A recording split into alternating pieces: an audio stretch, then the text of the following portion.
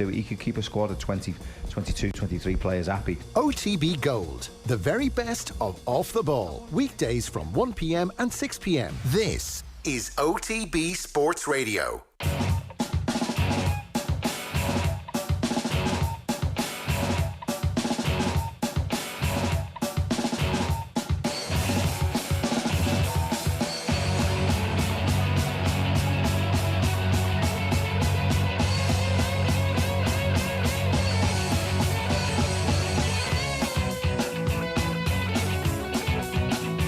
OTB AM. This is OTB Sports Radio. Yes, it is, and it's Friday morning. It's 7:30. You're welcome along to OTB AM. Adrian with you as always. We've lost on, but we might touch base with him shortly. But in his stead, Nathan Murphy. Good morning to you. Good morning. How are you getting on? Great. You're a bit of a morning man, I'd say, are you, generally? Oof. You like to get up, crack it on? Well, like many people of my now extreme middle age. Right, when's your birthday this week? Happy birthday. Thank you very much. Thank you.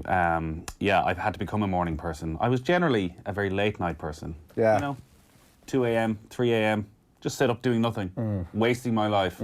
Whereas now I'm up bright and early, rowing with my kids to get up and get out for school. Wasting your life in another way. Exactly. So I've managed to avoid that this morning. Right. So. Well, that's good. I'm sure your That's wife the is highlight of my delighted that morning you're right now. in here with us. Well, How are you? We're happy to have you. Good, yeah. A couple of restless nights, but... Well, actually, no, one excellent night. I did the thing on Wednesday night where I was putting the kids to bed and woke up like at started that process at whatever time. They went to sleep at 8 o'clock. And I woke up the next morning. Oh, nice. Great rest. Nice. But, I mean, I missed a lot of, obviously, football and... I missed wasting my evening. Who cares? As you would say, wow. That's true. Welcome to this morning's episode of Dadcast. Yeah. You were elected at the... Was your I don't like talk about it. I don't like talk about it. Listen, now the chairman a of the Mayo board. man being the chairman of a board. What could possibly go wrong? Things generally don't go well. What do you do? Owen's down there. We've dispatched Owen down to Castlebar to figure out what the hell's going on down there. What are you up to? Well, listen, I think as we find out for the summer months, as Mayo people, we're just here for the rest of the country's entertainment. And we were a little bit worried that, you know, everyone was talking about the Dubs and their greatness. And the World Cup had obviously taken over a little bit. And bring it back to us. Give us that little bit of attention that we need, that we crave on a daily basis. Well, I mean... And fair play to our county board, yet again, they have stepped up to the mark. The evidence of the video that I've seen coming from McHale Park last night, they weren't exactly craving the attention. What did you expect, that there'd be a mob outside? Do you want to give people the context to what's going on here before we... Well, I presume an awful lot of people understand the context, that there is this ongoing controversy within Mayo GAA that's been brewing for probably 2-3 months at this stage, going on behind the scenes a little bit longer, but certainly in the public sphere it's been going on, relating to the Mayo International Supporters Foundation, which is headed up by a very rich English businessman, Tim O'Leary, who is a Mayo heritage, who are there essentially to raise funds from other very rich diaspora to put back into Mayo GAA. Primarily, it seems, at inter-county level, to provide the inter-county team with everything they need, because obviously it's a very expensive business these days. But there's been a major breakdown in trust and communication, which has led to Tim O'Leary withholding €250,000 of money that was raised at a dinner in New York when Mayo were over there.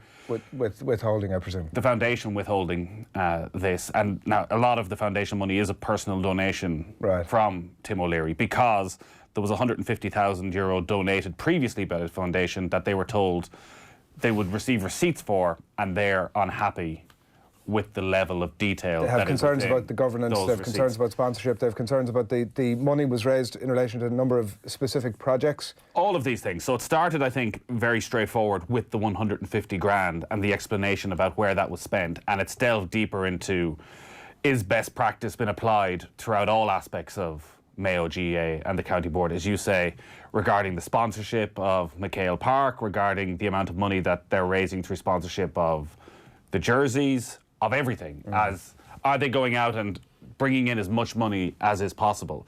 And it's got pretty bitter, I think it's fair to say, and it's got pretty petty as well. There've been some bad mistakes. There's been a constant supply of emails and leaks and stories coming from both sides, and unfortunately for the Mayo County Board at times, when they have replied to Tim O'Leary and his questions, they've made that terrible error, that awful moment when you're sitting in the office and you realise you forwarded on the email and not deleted all the previous emails. So one of those incidents resulted in Tim O'Leary being called a donkey, which it feels has escalated this even more.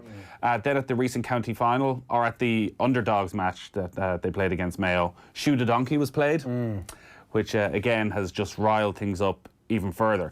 All of this, I think, was still very much even though they'd been in the national newspapers, it was sort of rumbling along and people weren't quite sure, and I think they saw it as a bit of a sideshow and weren't overly bothered.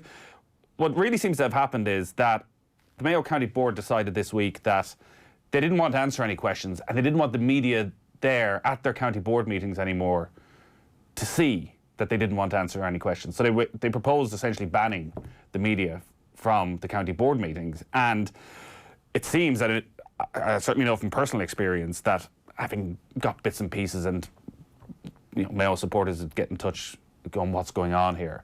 The amount of correspondence I've had in the last 3 or 4 days since the county board decided to ban the media has been insane. The anger levels of, actually, there's clearly something going on there that they don't want to answer questions. Yeah, no, I have to say that I'm glad to hear that, because the idea, and this happens quite frequently, I've certainly seen it crop up over the last 4 or 5 years, and I would attribute it to the Donald Trump style fake news introduction. Like the post that the amount of organisations, and I would include Mayo GAA in that now, who have used that hashtag fake news moniker as a way to ultimately shed them away from any notion of transparency. So they'll use it to say that we have to get about our business internally, the media don't deserve to be in there, and we have to have those discussions away from the public glare. That is the biggest 2 fingers that they could possibly put up to Mayo GAA fans. It's nothing to do with the media or this fake news thing, and Owen was down there last night and he was trying to get comment last night, obviously wasn't allowed, permitted into the meeting. I don't mind that if on occasion they would say, listen, this is a highly sensitive topic, there's some threat of legal action here on this, for this instance, we're going to have to do that behind closed doors, because we need, particularly in relation to the extraordinary aspect of the meetings that they've had over the last while. I think that would be perfectly acceptable if they were trying to balance themselves away from ultimately getting sued by any party. So I would understand that. But actually they're using this as an opportunity to say the media are no longer welcome to these meetings, and they're also coming up with this stuff that, well, this is what happens. It happens at most of the counties in the country. That's actually not the case. I have to say it's a slap in the face for Mayo GAA fans. This isn't a private business. This is not a private business. The Mayo County Board is not a private business. They have to answer to the public. They are essentially the custodians of Mayo GAA there, and this is something they will try and fall back on, is they are the representative of the Mayo GAA public, because they are voted in by the delegates, who are the representatives of the clubs, who are elected by the members of the clubs. So therefore it all goes back to grassroots, and there's obviously a greater debate constantly about, well, who are the delegates? Do people take enough interest in who their club delegates are? But it does feel as though the Mayo County Board think they can just bunker down, maintain their cosy little club where they don't have to answer any questions to anybody, that they're very much beyond reproach with all of this, where I think the delegates clearly haven't been asking the right questions, and Mayo, in fairness, has been very well served by the media. Like, the level of media coverage around the inter-county team is exceptional. There's 3 daily newspapers, there's a local radio station who provide an insane amount of coverage. And like what the Mayo News do, I would say the Mayo News is, in terms of GAA coverage, the best in the country. And they have some brilliant journalists down there who should be in there and asking these questions. And the thing, much like with the FAI, is when it comes to the financial side of things, journalists, unfortunately, have to believe what they're told in a way, because you don't get the minutiae of the finances. All you get is very much the top line figures, which are generally, you're told, audited and presented to you. So it's only when an issue like this that somebody on the inside says, well, actually, all is not what it seems here, that suddenly you can pounce on this and go, well, actually, answer the questions now. Explain this fully. But they don't want to explain it. And it is getting quite confusing now, because one of the reasons that... So we've had 2 big issues this week, I guess. One was, that's escalated as well on the county board meeting, where it seems that the Mayo County Board came out and said that they had a resounding vote of confidence in the board. That turned out there was no vote of confidence whatsoever. And that was only exposed by people in the room afterwards, going back to their clubs and saying, no, somebody proposed a vote of confidence. It was seconded. And that was it. Then they all moved on and went, great. Everyone's That's it, delighted. job done. Everyone's delighted what we're doing. But also, Colin McKee's has the story, and I presume a lot of this from Colin McKee's was in advance of the meeting last night in terms of what was happening with the foundation. So they said at the meeting on Monday night that they couldn't talk about the legal action regarding the foundation because they had received a letter from London-based legal representatives from the foundation chairman, Tim O'Leary, warning of any potential defamatory comments made about him. That prompted legal advice that specific detail related to the dispute should not be discussed. So the Mayo County Board went and said, well, listen, we've received a legal letter. We're not going to talk about this. Yeah. We're not going to answer any questions. We can't. And that may well be the right and proper thing to do. That may well have been their legal advice. However, the foundation have come out and said that actually they had no issue with the foundation being discussed. They didn't want to shut that down. It was just personal to Tim O'Leary. There is another question. I think this will have to be discussed as well. Like, Tim O'Leary needs, I think, to come out and talk and explain exactly who and what the foundation is, because it's very difficult to find any details of the foundation. It's been the one only way other track name I can around. find is Terry Gallagher, who's a foundation trustee, who was named in one of the initial emails. But this is a foundation that seems to have a lot of money going through it, and it's all coming down to one man. Who are the other members of the foundation? So there's a lot still in this. Yeah, it'll run. We obviously, when it comes to Mayo GAA, there really was only one person we could send to Castlebar to get stuck into this. His love for Mayo GAA knows no bounds, it turns out. Eoin Sheahan, the reason that he's not here, was made an executive decision over the last 24 hours that he should wing his way to Castlebar for that emergency Mayo GAA County Board meeting that the media, of course, were banned from. So surely he gets something down there. You're welcome along to Elvery's McHale Park here in Castlebar, where Mayo GAA have called an emergency county board meeting. Now, media are not permitted to attend that meeting, so you might be asking yourself the question, why am I here? Well, to be honest with you, I'm asking myself the same question. So the emergency meeting is taking place behind those doors at the moment. Rumour has it that there is a shoot-on-sight policy for any journalist that enters the room. You may have thought Ross Kemp in Afghanistan was something, but this is way bigger. Going into that room right now for me would be like living in the German Democratic Republic 35 years ago and trying to hop the Berlin Wall. A rather startling discovery here in McHale Park. As you can see, a lot of sand here on the back of this tractor. Where do you think this sand came from? That's right, it came from the graves they've already dug for the journalists at the back, those journalists that they find upstairs. So that right there behind me is where the meeting is taking place. You can see a little bit of light peeking through the curtains.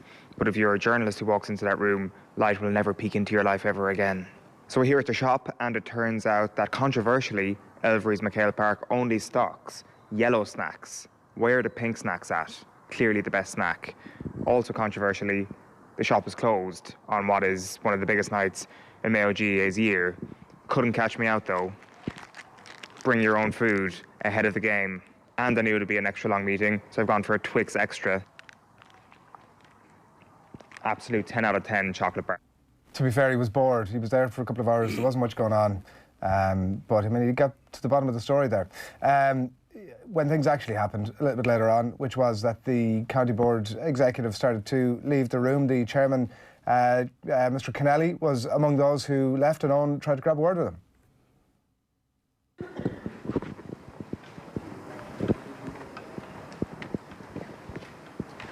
Folks, I'd just grab a question, since media weren't allowed in tonight, just on what happened at the meeting. Paul will be issued a statement. You know what I mean? And that's the way. What's your own opinion on media not being allowed into county board meetings? Look, Paul, as I said, will be issuing a statement, and that's the way it'll be. Do you think it's fair that the people in Mayo don't know what's going on? I mean, you have to look at other counties, what's happening. Do you think that other counties are right to do so? Will it be revisited? It's quite possible. Delegates will decide that. And in the vote of no confidence today, was that brought, the vote of confidence today, was that brought up again? Paul will issue a statement in the store. Thank you. Yeah, that was Eoin in conversation briefly with the Mayo County Board Chairman Mike Kennelly after the meeting last night. We'll have lots more on this over the course of the morning. Here's a bit of a flavour of what's happening on OTB AM on this cold Friday morning. You're very welcome along to the show. We're going to get stuck into the back pages in just a couple of moments' time, let you know what's happening on the newspapers this morning. We're going to chat about the pretty interesting weekend of Premier League. I mean, it's mainly focused on the action at Anfield on Sunday afternoon. Obviously, Liverpool up against Manchester City. We're going to get stuck into that debate in the company of Phil Thompson, a bit of a Friday OTBAM regular at this stage, so we'll get his thoughts on how exactly he thinks that game is going to go. Eoin is going to join us on the line from Mayo a little bit later in the show, where he's going to detail exactly what it was that went down last night, or the lack of it, and where the very latest state of play is between Mayo GAA and that fundraising foundation. So Eoin is going to bring us all of that. We're going to have the latest sports news as well. Alan Quinlan, as you've been hearing during the week on OTBM, back from Japan, and is going to take us through some of the latest developments in the world of rugby, including the fallout from the Saracens points deduction, and obviously the Pro 14. Pretty interesting weekend of Pro 14 rugby as well. So that's all coming your way just after 9 o'clock this morning. We'll bring you the live sports news as well. So that's OTBAM on this Friday morning. It's time for the papers. OTB AM. Going to kick things off for you with the Irish Daily Star this morning. I'm going to draw your attention to this little line over here from Jacob Patterson, who says that Martin is in the frame to get the North job. This was a bit of a surprise, I have to say, when I picked up the papers this morning to see that it looks now at Michael O'Neill is almost certainly going to take that Stoke job. I think he's going to see out the last couple of qualifiers with the North before doubling his wage to take on that Stoke City gig. And Martin O'Neill, writes Jacob Patterson, is in the frame to replace him at Northern Ireland, and this I think will be a bit of a surprise to Irish football fans. I think because I saw somebody making the point yesterday that it's surprising to have seen a club like Stoke, who were in the market for Martin O'Neill previously, and you would say they're very different managers. It appears from the outside looking in, they're very different managers about how they go about their business, and so if that's slightly askew, then you would think it's slightly askew that the job that he's leaving, that same people would be interested in Martin O'Neill getting the gig. I think, again, we're underestimating Martin O'Neill's reputation outside of the Republic of Ireland. The reason Stoke went after him a year ago is because his reputation in England is still very high. And in fact, I would argue his reputation in England is higher than that of Michael O'Neill, despite all that Michael O'Neill has done with Northern Ireland. Michael O'Neill needs to prove himself at championship level. I think he will. I think Stoke's a perfect fit for Michael O'Neill in many ways. But where did Northern Ireland go? Like, what are their options? Martin O'Neill, former player. Ian Barraclough, Tommy Wright, Stephen Robinson, all the exactly big names that you'd... So if they can get Martin O'Neill at the right price, I think they're going to go after that. It's obviously going to be a huge shock to the system, and there is the possibility that we may end up playing Northern Ireland in the Nations League playoff next March. And they beat us 4 or 5-0 under the tutelage of free-flowing Martin O'Neill naming his team 4 days in advance. Yeah. Where did it all go wrong, and where do we go from here? That's really what you're asking. Elsewhere on the back page this morning is Roman Gods, Lennon's Wonder Boys stun Lazio. This is Celtic's late winner at Lazio last night, 2-1. And it's not winner bust, says Jurgen Klopp, ahead of the big game against Manchester City this weekend, and a photograph of the famous bus scenes from one of last year's fixtures between the two. Not winner bust. Yeah, I think it's fair to say it's not win or bust. It's, a quarter of the way through the season? It's classic. It's a massive game, so we try to downplay it, as opposed to it's a shit game, and so we need to overstate it.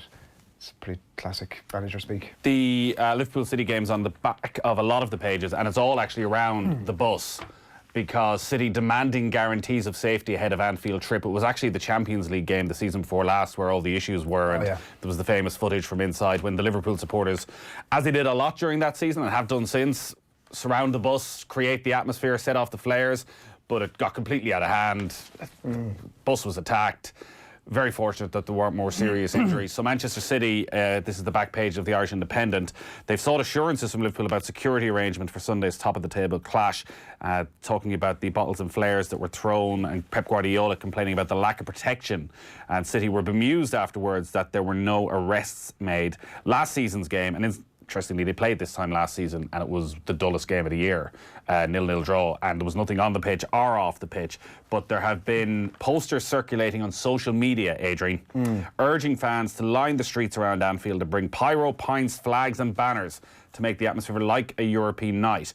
City expected to keep their route to Anfield a secret in an attempt to ensure they arrive unscathed. But eventually you have to get to Anfield and right around the stadium, and there's 4 ways in. It's only so many laundry baskets that you can... And there's only one entrance where the bus can go, so I think the Liverpool supporters are going to be there.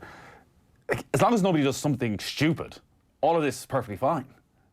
Being on the streets, having your flares, all of that, but as you say, all it takes is one lunatic, and not even a lunatic, one just idiot with a few pints on him, with a pint glass in his hand who throws it at the bus, and all hell breaks loose.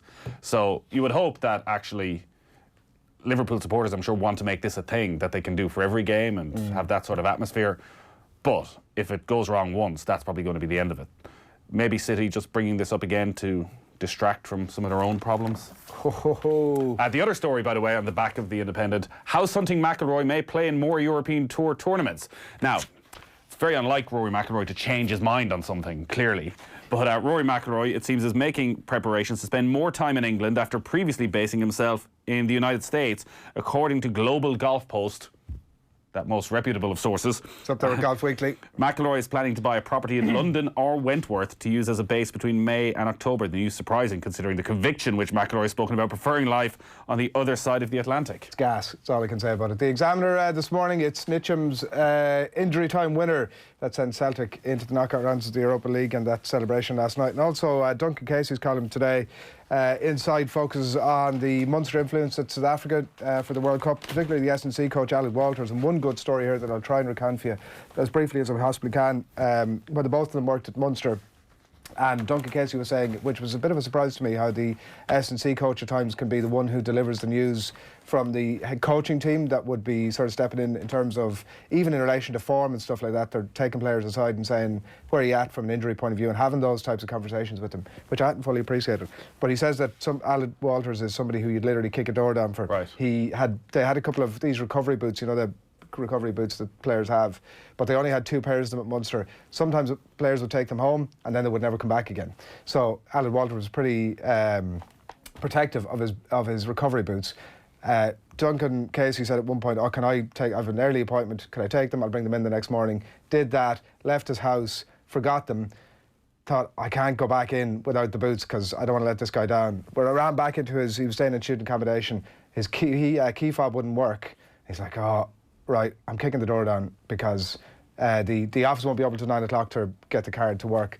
Kicks the door down, as he says, wood sort of splats everywhere. The doors in smithereens. He goes flying in. He's normally got like a wooden bookshelf just inside the door. And he's like, he rushes in. I see where this is going. He's like, where's the bookcase? And he sees all these women's underwear everywhere. And he's like, oh, shit, this is not my house. He's kicked down the wrong door. Why was there women's underwear everywhere? Because it was the wrong. There was obviously a laundry horse. What's it called? Clothes horse. Right. Horse, a laundry I thought you were horse. going to say a lingerie party. a laundry horse. It's a new. I think I've just invented something new. Anyway, a laundry or a lingerie? Which one is it, Adrian? To be fair. He says women's laundry is all he says, and a clothes horse in front of me. At which point it dawned on me I was in the wrong apartment. I don't know what that says about anything, but there we go. Good story. The Irish Times, story from Gavin Cummiskey, which I think there's been a lot of rumours about this down in Connacht over the last little while. Doubts over Aki and Marmion's Connacht future. We can chat about this with Alan Quinlan when he's in, but Connacht facing an injury crisis and the long-term possibility of life without 2 of their Ireland internationals, Kieran Marmion and Bundee Aki. They're without the likes of Gavin Turnbury and Quinn Rue for their Champions Cup openers. Saracens, it seems, looking to add Kieran Marmion to their squad ahead of next season. Obviously, Saracens have some other issues at the moment, but it seems a number of English Premiership clubs would sign 27-year-old Kieran Marmion. Andy Friend was talking at the Champions Cup launch on Wednesday, said they're very keen for Marmion to stay. It does seem, reading through this, that Marmion has not taken the omission from the World Cup squad very well, which is totally understandable, and that he's extremely frustrated with not making it and is very much considering his future in Ireland. And likewise with Bundee Aki, who obviously wasn't happy when he signed his new contract and then Pat Lam jumped ship very soon afterwards. There was a lot of talk at the time in 2016 he might sign for Munster. It seems with Munster on the verge of signing Damien Deland that they're going to be well stocked in the centre, so too are Leinster. And if Aki is going to leave, that it's probably going to be abroad, which would bring, like Marmion, an end to his international career. And obviously losing the 2 of them would be a monster blow for Connacht, particularly even these sort of stories when they've made such a good, strong start to the season, to have this sort of stuff swirling around? Hard to know because they do crop up every now and then, and it's hard to know whether to get sucked in by them, that actually there might be something real about them.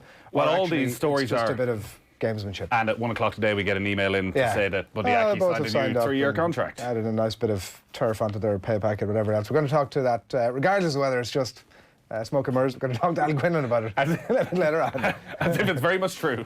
Saracens have damaged lives of rivals, says Danny Kerr. This is the London Times today. He talks about the various punishments that the English club have been hit with on the back of their breaching the pay cap. He says it affects people's lives, it affects people's families, and that's why so many players have been so annoyed over the years that it's been swept under the carpet, that it's been brushed aside. So it's the human impact of the breach of those pay caps at Saracens. Southgate rap for Maddison. This is James Maddison been told that he must become a high-performance, low-maintenance player if he's going to thrive under Gareth Southgate. And FA to consider spying charges. Liverpool, it turns out, writes Martin Ziegler and Matt Dickinson, have been, their sporting director Michael Edwards and a couple of other staff members are possibly facing individual misconduct charges from the FA over allegations that they hacked into Manchester City's scouting network.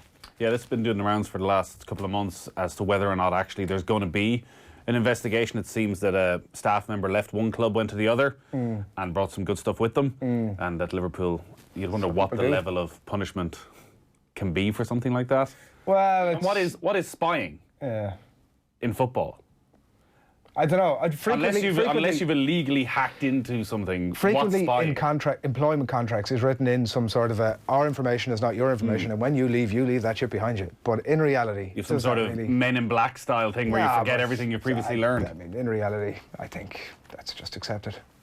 The Guardian, front page of The Guardian actually, policemen charged over death of footballer. I think we're going to hear a lot more about this over the coming days. Police constable yesterday charged with the murder of former footballer Dalian Atkinson following the fatal encounter in which a stun gun and other force was used. Atkinson, of course, who played for Aston Villa at Manchester City, he died in 2016 at the age of just 48 after a row outside his father's home in Telford. 2 officers are going to be prosecuted over his murder. And in the sports section, again, fears of repeat bus attacks. City asked Liverpool to ensure safety after fans call for flares. I would have assumed that, and maybe I'm wrong in how policing works around these games, that actually you're talking to Merseyside police to ensure their safety rather than Liverpool as a club. Yeah. All Liverpool as a club can do is say, please don't attack the bus. Well, I presume there's 3-way conversations there. I presume that all parties are having sort of parallel conversations. Mac absent, writes the Irish Daily Mail this morning. This is McCarthy turns down Mick's Ireland call-up, writes Philip Quinn here. It's been McCarthy rocked by James, Mick McCarthy rocked by James McCarthy's decision to reject a return to the Republic of Ireland fold this month. The reasons are a little bit unclear, it has to be said. The personal reasons, I think, is what's been given. Yeah. Mentioned to Dan McDonald on the football show last night, like, personal reasons is a very loaded statement. So Stephen Doyle spoke to James McCarthy in one of the great interviews of all time. Great questioning. It was the inventiveness to reword that question 5 times over. And the brilliance of James McCarthy to still somehow go back and give the same answer again and again. You might say brilliance. That's James McCarthy, and I'm not surprised that that's the sort of interview you get. But I think now, looking at that, it's no surprise that James McCarthy's not in the squad. You definitely got the sense that the best thing for him, and it probably is the best thing for him after such a long layoff, and he's played little or no football in over 3 years, that is to stay at Crystal Palace, get his fitness up and up and up, and actually put himself in a position that after the international break, Roy Hodgson is saying, you know what, you're back in the team, and he gets a run of games. Personal issues suggests there's something else going on, that he doesn't want to be part of this squad. Whereas actually, if it's just fitness, just say he's hanging back. Yeah. Maybe there is something else going on. There's probably more to it if that's what's happening. Just taking each game as it comes, week after week, as he says. Finally, the Mirror busted again. City called for action to prevent new cop coach attack after pyros and pints social media post. Also, Andre Gomez could make a rapid return from his ankle break. They saying he could actually play again this season, and Gunners want Xhaka out in January. John Cross with the exclusive that Arsenal are going to try and get rid of Granit Xhaka. Christ, what an overreaction. Shambles. Now, the Irish News, before we leave the newspapers feed this morning, O'Neill poised for Stoke move. This is the story that rumbles on. It looks like it's going to happen at some point in the next few days. And Schlock Neil Boss happy with the underdog tag. That is the newspapers for you this morning. It's almost 8 o'clock on this Friday morning. It's cold and it's frosty, and we'd love to hear from you this morning to get your thoughts on whether it's the Premier League or the rugby, whatever it is that's floating your boat. Mayo GAA, as we've been discussing a bit earlier, and we will be discussing again a little bit later on, whatever it is that floats your boat this morning ahead of the weekend, please do get in contact with us. You're watching or listening to OTB AM, the Sports Breakfast Show from Off the Ball. As I said, it is 8 o'clock on this Friday morning. We're going to be back in just a couple of moments' time. We're going to talk Liverpool against Manchester City in the company of Richard Dunn and Phil Thompson. OTB AM on OTB Sports Radio, Ireland's first and only sports radio station. Off the Ball. I joke about it now. I can count on the number of times you've actually told me you're proud of me. Oh, it's true. My father, it was only when he was dying in Wexford Hospital 19 years ago, and he said to my cousin was there that he was proud of me. That he never said it. No, are we blaming? We're not blaming you. But we're blaming Grandad. Can I officially say I'm proud of him? But I'm proud of my daughter. Thanks, Dad. Off the Ball, weeknights from 7 and weekends from 1. This is OTB Sports Radio. This Sunday, it's Liverpool v Man City in what could be the game of the season. And with Now TV, you can watch all the action live for a one-off payment of just €10. Hold on, they're checking with VAR. That's confirmed, it's €10. That's what the crowd wanted to hear. So, to only pay for the games that matter to you, grab a Now TV Sky Sports Day Pass. Search Now TV Sports. 18 plus, content streamed via internet, full terms apply. OTB AM. I'd say he'd be worried about them anyway, Nathan. But it's unlike him to make a statement like that. It's not his style to do that. And I was surprised at him making the statement. I'd say he'd be concerned about it. I think Liverpool are in better form than Manchester City. Watched Manchester City last night. I know it was the Champions League. It wasn't against Liverpool, but they weren't impressive. I don't think they're playing well. The goalkeeper got injured. He might be fit for the weekend. The defenders that we know have been injured. I think Liverpool are playing better than City at the moment. I'd be, if I was a Manchester City manager now, I think I'd be a bit concerned about the weekend match. Yeah, it'll be understandable then if there is a bit of stress kicking in for Guardiola, because they go into this match 6 points behind. All right, it's still very early in the season, but 6 points behind and a lot of injuries starting to rack up. But he normally doesn't show. I think his behaviour has been excellent wherever he's been. In Barcelona, I think he's hardly put a foot wrong. He made a couple of statements at the weekend, which would be true, but I don't think he was right to say them, because his own players do the same thing. All the players do it now, Nathan. And there's no doubt. I've seen Sané dive a few times. But I've seen Aguero dive. I've seen some of the Manchester City players. There's no manager can really complain, in my opinion, in the Premiership about the opposition diving. John Giles in conversation with Nathan on Off the Ball last night. Nathan Murphy FM. Good morning to you. Where are you on diving?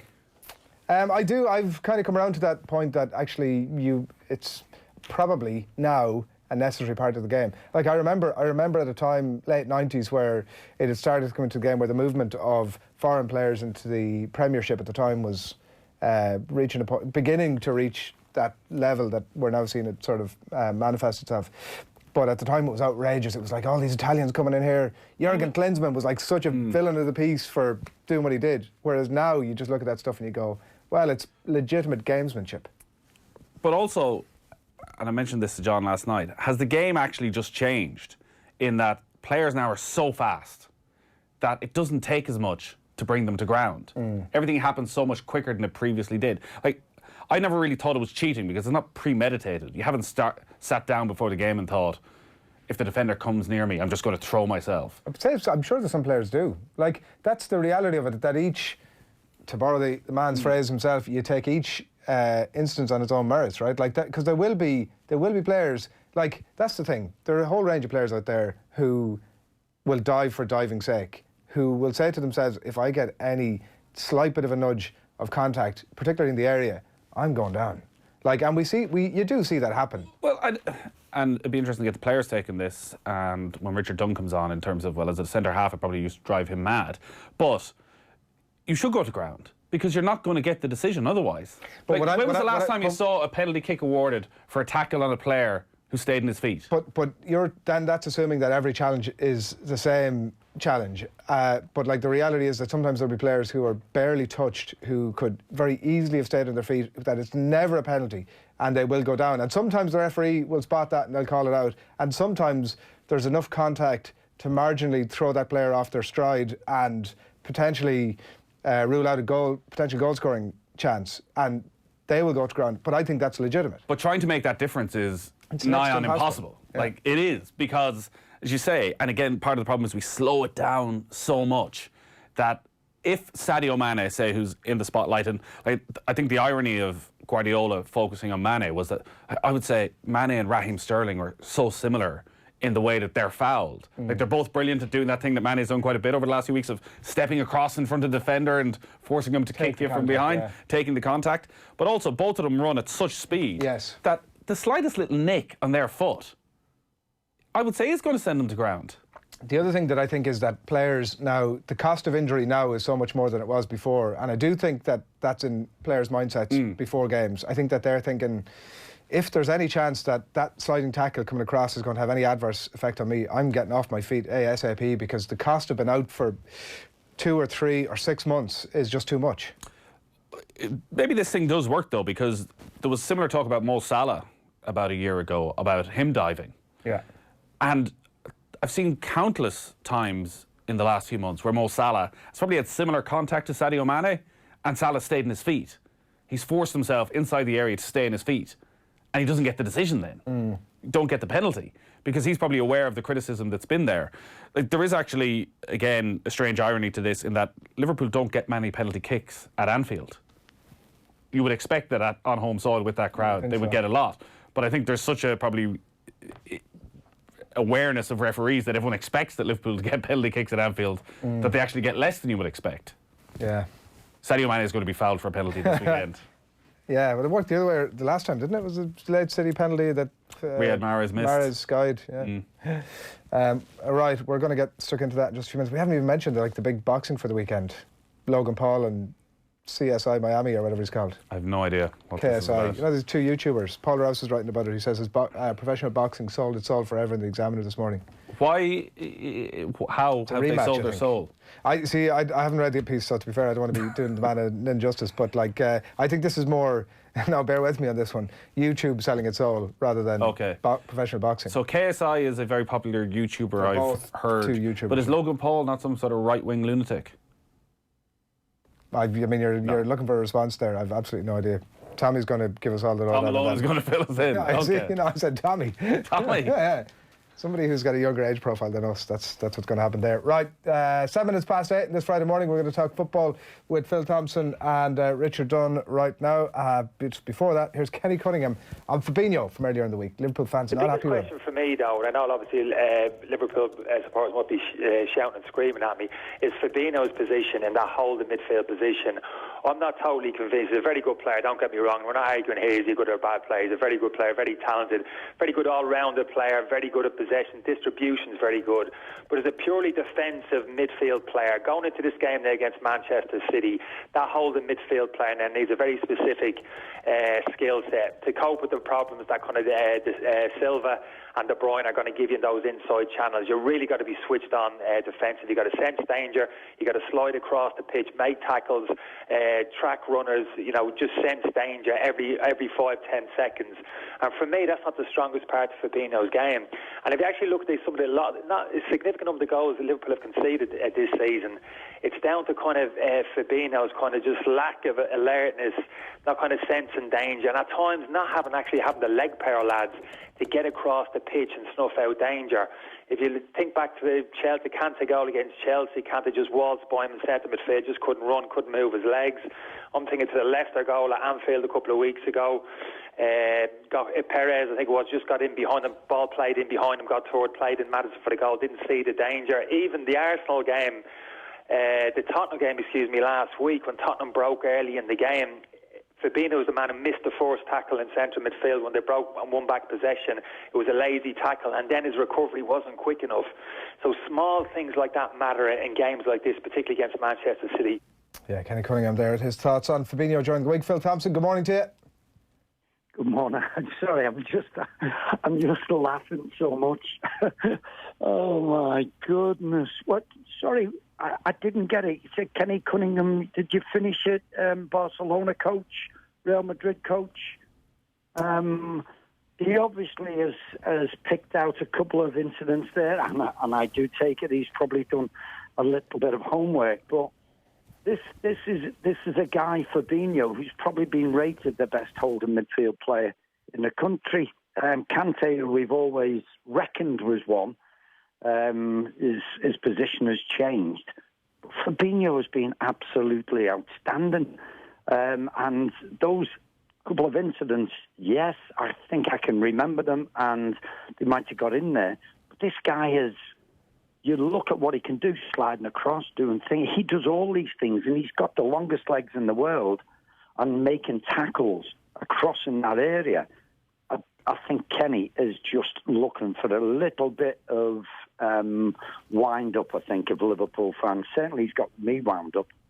To take out the essence of what he's saying, Phil, right? His points about that, his criticism of Fabinho, and it shouldn't be lost that he has resoundingly said he's a quality player, and it's his opinion, that he doesn't sense danger enough, not the strongest part of his game, that he lacks alertness and the leg power. They're the specific criticisms, which you're saying you don't see. Is that right? No, I don't see, because I've probably seen a lot more of him than Kenny has, and I see this his alertness, his quickness over the ground. He's I'm not saying he's electric. I'm not saying he's in Kante's sort of pace, but he's very, very good, and that's what I'm saying.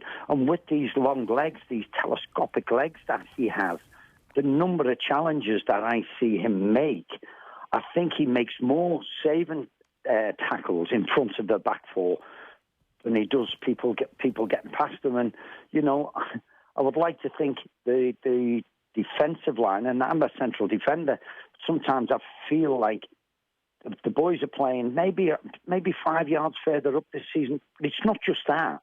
It's the reaction when the ball goes over the top and the ball goes past them. I think that is a lot to blame for the reaction time of the defenders rather than what Fabinho's doing in front. I think Fabinho has been one of our best players this season, and a player that we can't do without. Never mind has got to sort of up his game for Manchester City. Phil, is Kenny not making a fair point, though, that when you talk about Fabinho there, and defensively, I'm not sure you can put him alongside N'Golo Kante in terms of how he can stop play. But you touched on Liverpool's change in style and playing a higher line. That actually Fabinho is a very different player for Liverpool this season, even though he plays in that deepest role of the three midfielders, in the holding role. It almost feels like he's the first attacker almost. Like, he's the one who starts everything off. I was saying earlier in the week, it's like Liverpool play this sort of pinball machine, and he's the one who's pressing the button, because the ball comes back, he fires it out to Alexander-Arnold or to Robertson, it's fired into the area, the ball comes out, Fabinho again picks it up. That actually he gets a lot more on the ball now, and his main job is to start attacks rather than prevent attacks from the other side. Guys, this is the thing which I think is an all-round player. He's improved dramatically. Is that he is, when we talk about Van Dijk, we talk about Mane, Firmino, and Salah. Maybe Salah not as much this year as the go-to men. This guy's become an important cog in this machine, and you're quite right. He's a very good footballer. Besides a defensive player, where I believe he can make the tackles, and he's certainly very good. He's exceptional in the air as well, which is an added bonus, which Kante doesn't have. But you're quite right there. He's the one where he starts off. Sometimes the centre backs will split. He'll drop into that, making it like a third centre back, which is able to push Alexander-Arnold further forward, and Robertson. And you're quite right. If it's not Van Dijk who's making those diagonal balls, it'll be Fabinho who does it. So there's a lot more to this fella's game, which has progressed from. I think I've got it right, is that Gary Neville was comparing him a few weeks ago. He said he's one of the most improved players and the best central midfield player in the country. I think I've got that right. Yeah, I can easily see, by the way, I think Gary Neville's done a little bit more than Kenny, I think. Yeah, I mean, I can easily see how those points sit alongside each other as well, by the way. But look, I'm sure it's a debate that we'll maybe know a little bit more about post-Sunday. Just in an overall sense, Phil, like, I mean, when you look at some of the comments from either side, and there's, you know, Jurgen Klopp saying, well, this is not a title decider. Like, I can understand some of that, but at the same time, from a Liverpool point of view, like, it's easy to see how they could go ahead and beat Manchester City at the weekend. But given the run of results that they've been having, like, you look at the edging past Genk, who are like a mid-table Belgian A League side, the late goal against Villa, they come from 1 down to beat Spurs, the United draw, the 2-1 Leicester, all the goals against Salzburg. Like, isn't that almost more of a concern from a Liverpool point of view, regardless of the result of the weekend, that actually sustaining that streak over the course of a season? At times they look like they're just hanging in. Yeah, I wouldn't say hanging in, but I do get your point, and I've said it myself, so I can't go back on it, is that I don't feel Liverpool at times have gone out of second gear. We are sort of that good and that content that the good teams find a way of how to win games. It does get worrying where you think, you can't keep getting away with it. But we've been getting away with it for 2 or 3 years now, if that's the case, because this team's getting to a point in how they play. They can step a game up when they need to. They can certainly do it. I take exception to the Spurs game, because I thought the Spurs game was our best performance of the season. I thought it was absolutely terrific. But maybe that had something to do with going a goal behind in the first minute and having 89 minutes to put this right, because Gazaniga had an absolute worldie that day. But as I say, I get your point, because it's not been good enough. And I've heard Klopp a few times saying we've got to start a little bit better. We went out against Villa and we were only players. We weren't warriors. So he's looking for that little bit more in games. But at the same time, you see where Liverpool are sitting, unbeaten this season, just a 1 draw and all those wins. Liverpool are finding a way, and all the great teams that you look at, even when I played, the great Manchester United sides that were winning the leagues. How many times last-minute goals? It doesn't go down to just luck. There is something special about your team and what you're creating, and that's what this team is good at the moment. Yes, I totally agree. I would like to see us be a bit more. The game against Genk, the game against other teams, we're not being as clinical in our finishing as we should be. Yeah, and I think the statistics are incredible for Liverpool. I think at Anfield, the last 6 times they've gone behind in a match, they've gone on to win the match. So you would generally talk about character of a team in that sort of situation. And Phil, looking at that last month and the amount of late goals that Liverpool have scored in the final 20 minutes to go on and win matches and claim the point even against Manchester United, I think the games have generally had a similar pattern where Liverpool have been camped inside the opposition half for the second half and have eventually ground them down. And John Giles was saying last night, it is very similar to Manchester United in that one of the great things Liverpool do is they keep doing the same thing. They don't just start lumping it. They play the same way in the 90th minute as they do in the first minute. Against Manchester City, you can't see a situation, or maybe you can, where City are stuck inside their own half for long periods of the game. If City come and play and can grind out 50% possession, if not more, how do Liverpool respond to that? I think City played Liverpool the biggest compliment last year when they came to Anfield, where they did sit back a little bit. I remember Kyle Walker coming on the television after the game, and he says, we had to change. And him, and I don't know who the other fullback was, but we were told to stay further back and not venture forward. And I think that will probably be the same thing, because Pep came before and he had a go, and which is this Manchester City team are absolutely wonderful. I love watching them play, and they can absolutely destroy teams. But that was a massive compliment. Will he do the same again? I would probably think so, because he's seen how Liverpool have struggled against a very, very low block unit, which allows Liverpool to have the ball and keep possession. And you have to try and sort of tire teams out. And maybe because Mo Salah's not been at it as much as Firmino and Mane, maybe that's why we've been lacking that little bit of of creativity around the box to break teams down that we have. And it might be a little bit like that against Manchester City. They may sit back and look to hit us because they have got unbelievable pace on the break. Liverpool are going to have to be aware of that. And we've shown that we can struggle. This will be a Liverpool team, I believe, on Sunday. You heard Jurgen Klopp. I haven't heard him speak like that. He did an interview with Jeff Streves, this guy. How much we're looking forward to this game. Everybody's looking forward to it. We're all ready, and it's one of the great games. And I haven't heard him speak like that all season. So Liverpool will be up for it. Liverpool will be ready, and I think that's why we'll see another great Liverpool performance this weekend.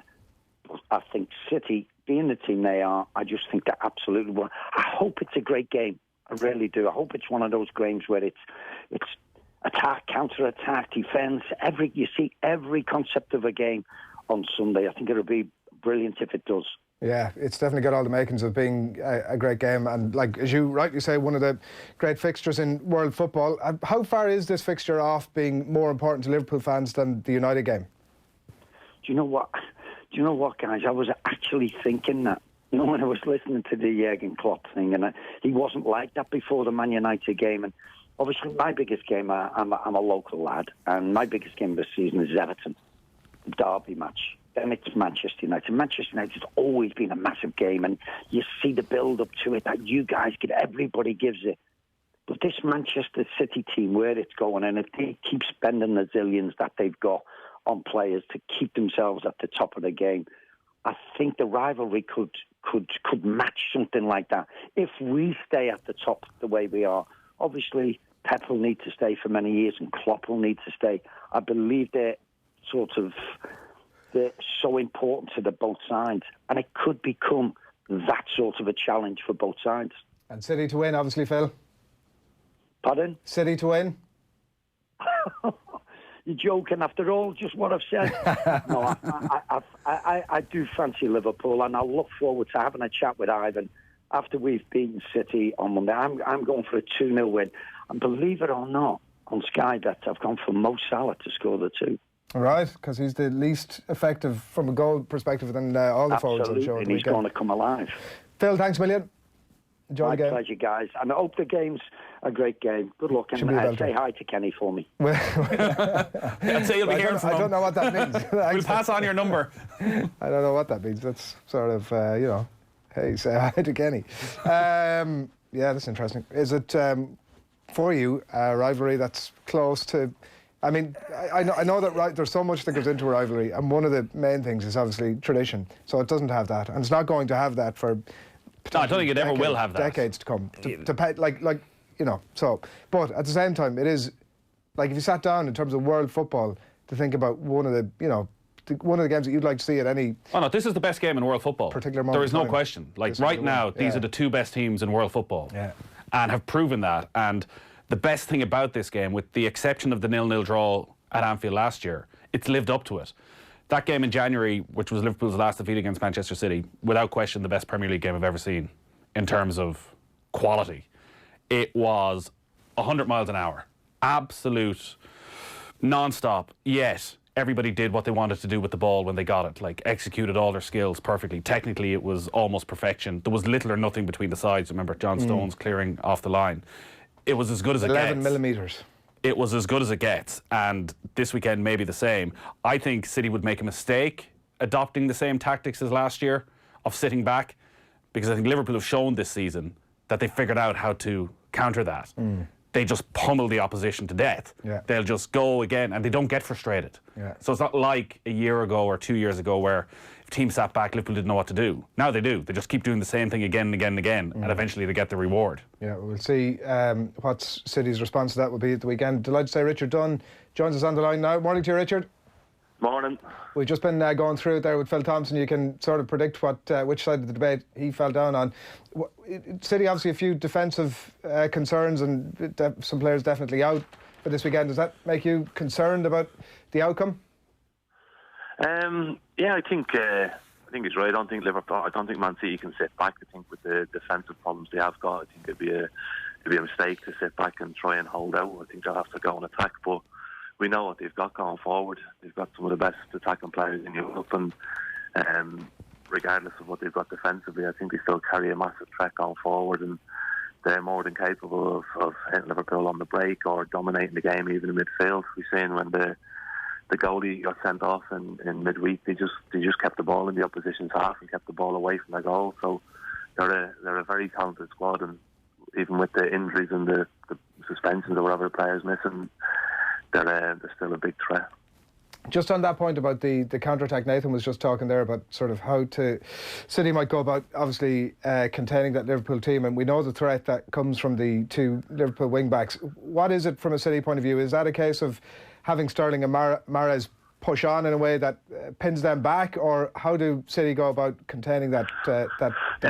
Normally threat? when they've played against a back three with wing-backs, they've kept three forwards to keep the wing-backs defensive, and with Liverpool their full-backs are almost wing-backs. They try and get forward all the time, so I think if Sterling and Mahrez or whoever it may be can play higher up the field, it will limit Robertson and Alexander-Arnold's attacking threat. So I think they might try and play with the three up front and keep them wide and keep them high and dominate them in the midfield area. So it'll be good because it'll be a tactical thing. I think both sides know how good the other is, and they're both a little bit wary of the threats from the other side. So I think tactically it will be important. And Liverpool themselves, I mean, as good as they have been, they've not kept a clean sheet for 7 or 8 games or something now. So they'll have a little doubt in their mind about overloading things in attack.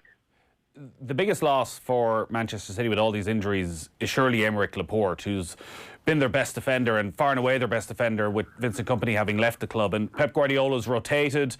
Fernandinho's back there, John Stones, Nicolas Otamendi. One of them will end up starting alongside Fernandinho. As a centre-half, how long does it take to establish a relationship where you totally understand what the other one's going to do? Like, sometimes does it just click, or is there always a bedding-in period of it takes 20, 30 games? I think we're at. I think you see with players when they move positions, they change positions, because generally they're good players. They can do the job over a short period of time. But the longer the time goes, they play out of position. They start to make more mistakes and more errors throughout the games. And I think for Man City, the possibility of whether it be Fernandinho or Otamendi or whoever, they'll get away with it. They'll get away with it in periods, but over the course of a season, they'll make too many mistakes between them, and they could click. They could have an amazing day and all that, but you don't see it as a consistent partnership or something that's going to be. It's going to be 10 out of 10 every week, you know. So for Man City, they know where the deficiencies are. They know they've got problems in that position, and they almost have to counteract it maybe with Gundogan playing a little bit deeper at times, or the fullbacks, because of the pace of Walker, and if it's Mendy who plays, they can get around and cover. So because that central position is a bit dodgy for them defensively, everyone else takes a step backwards or has it in their mind that they need to get back and cover a little bit more. So it affects the whole team. And in terms of building long-lasting partnerships, I think everybody in the team and everyone outside of the team, we all know it's never going to be a long-lasting partnership. So whether it ever will mount into something strong and defensive, I'm not too sure. The frustration for Guardiola and for the City supporters must be that when you look at that partnership of Fernandinho and Otamendi in particular, like what you're talking about there is that Fernandinho is the one who's playing out of position, and that eventually, he will make some mistakes. But the one who's been making the mistakes is Otamendi, who's the experienced centre half. Played countless times at international level. He's 31 at this stage. Like, do you look at him and think he is the centre back of the quality of Manchester City, looking to become European champions, looking to win 3 Premier League titles in a row? Is he at that level? I don't think he's been at that level for 4 or 5 years. I don't think he's ever really reached it. I think he's been probably in a team that dominates a lot. So defensively, they probably don't have as much as a normal team, and also he's been partnered with very strong defenders. So I think in one-on-one terms, he makes rash decisions. He runs out of position, and I don't think he's the same level as the other players in the team. But obviously, Pep sees some qualities in him in terms of coming out with the ball and passing it. But I think for the defender, if you were to compare him against Van Dijk, well, there really isn't a comparison. You know, Van Dijk can do both. He can come out with the ball and he can defend brilliantly. So, you've always sort of over the last 10 years or whatever since they've become such a good side. They've had one strong central defender, and I think for them they've had one strong defender and one ball playing defender, and to go to win Champions League, you need two defenders who can defend one-on-one situations, who can hold the line properly, and who the rest of the team can rely on.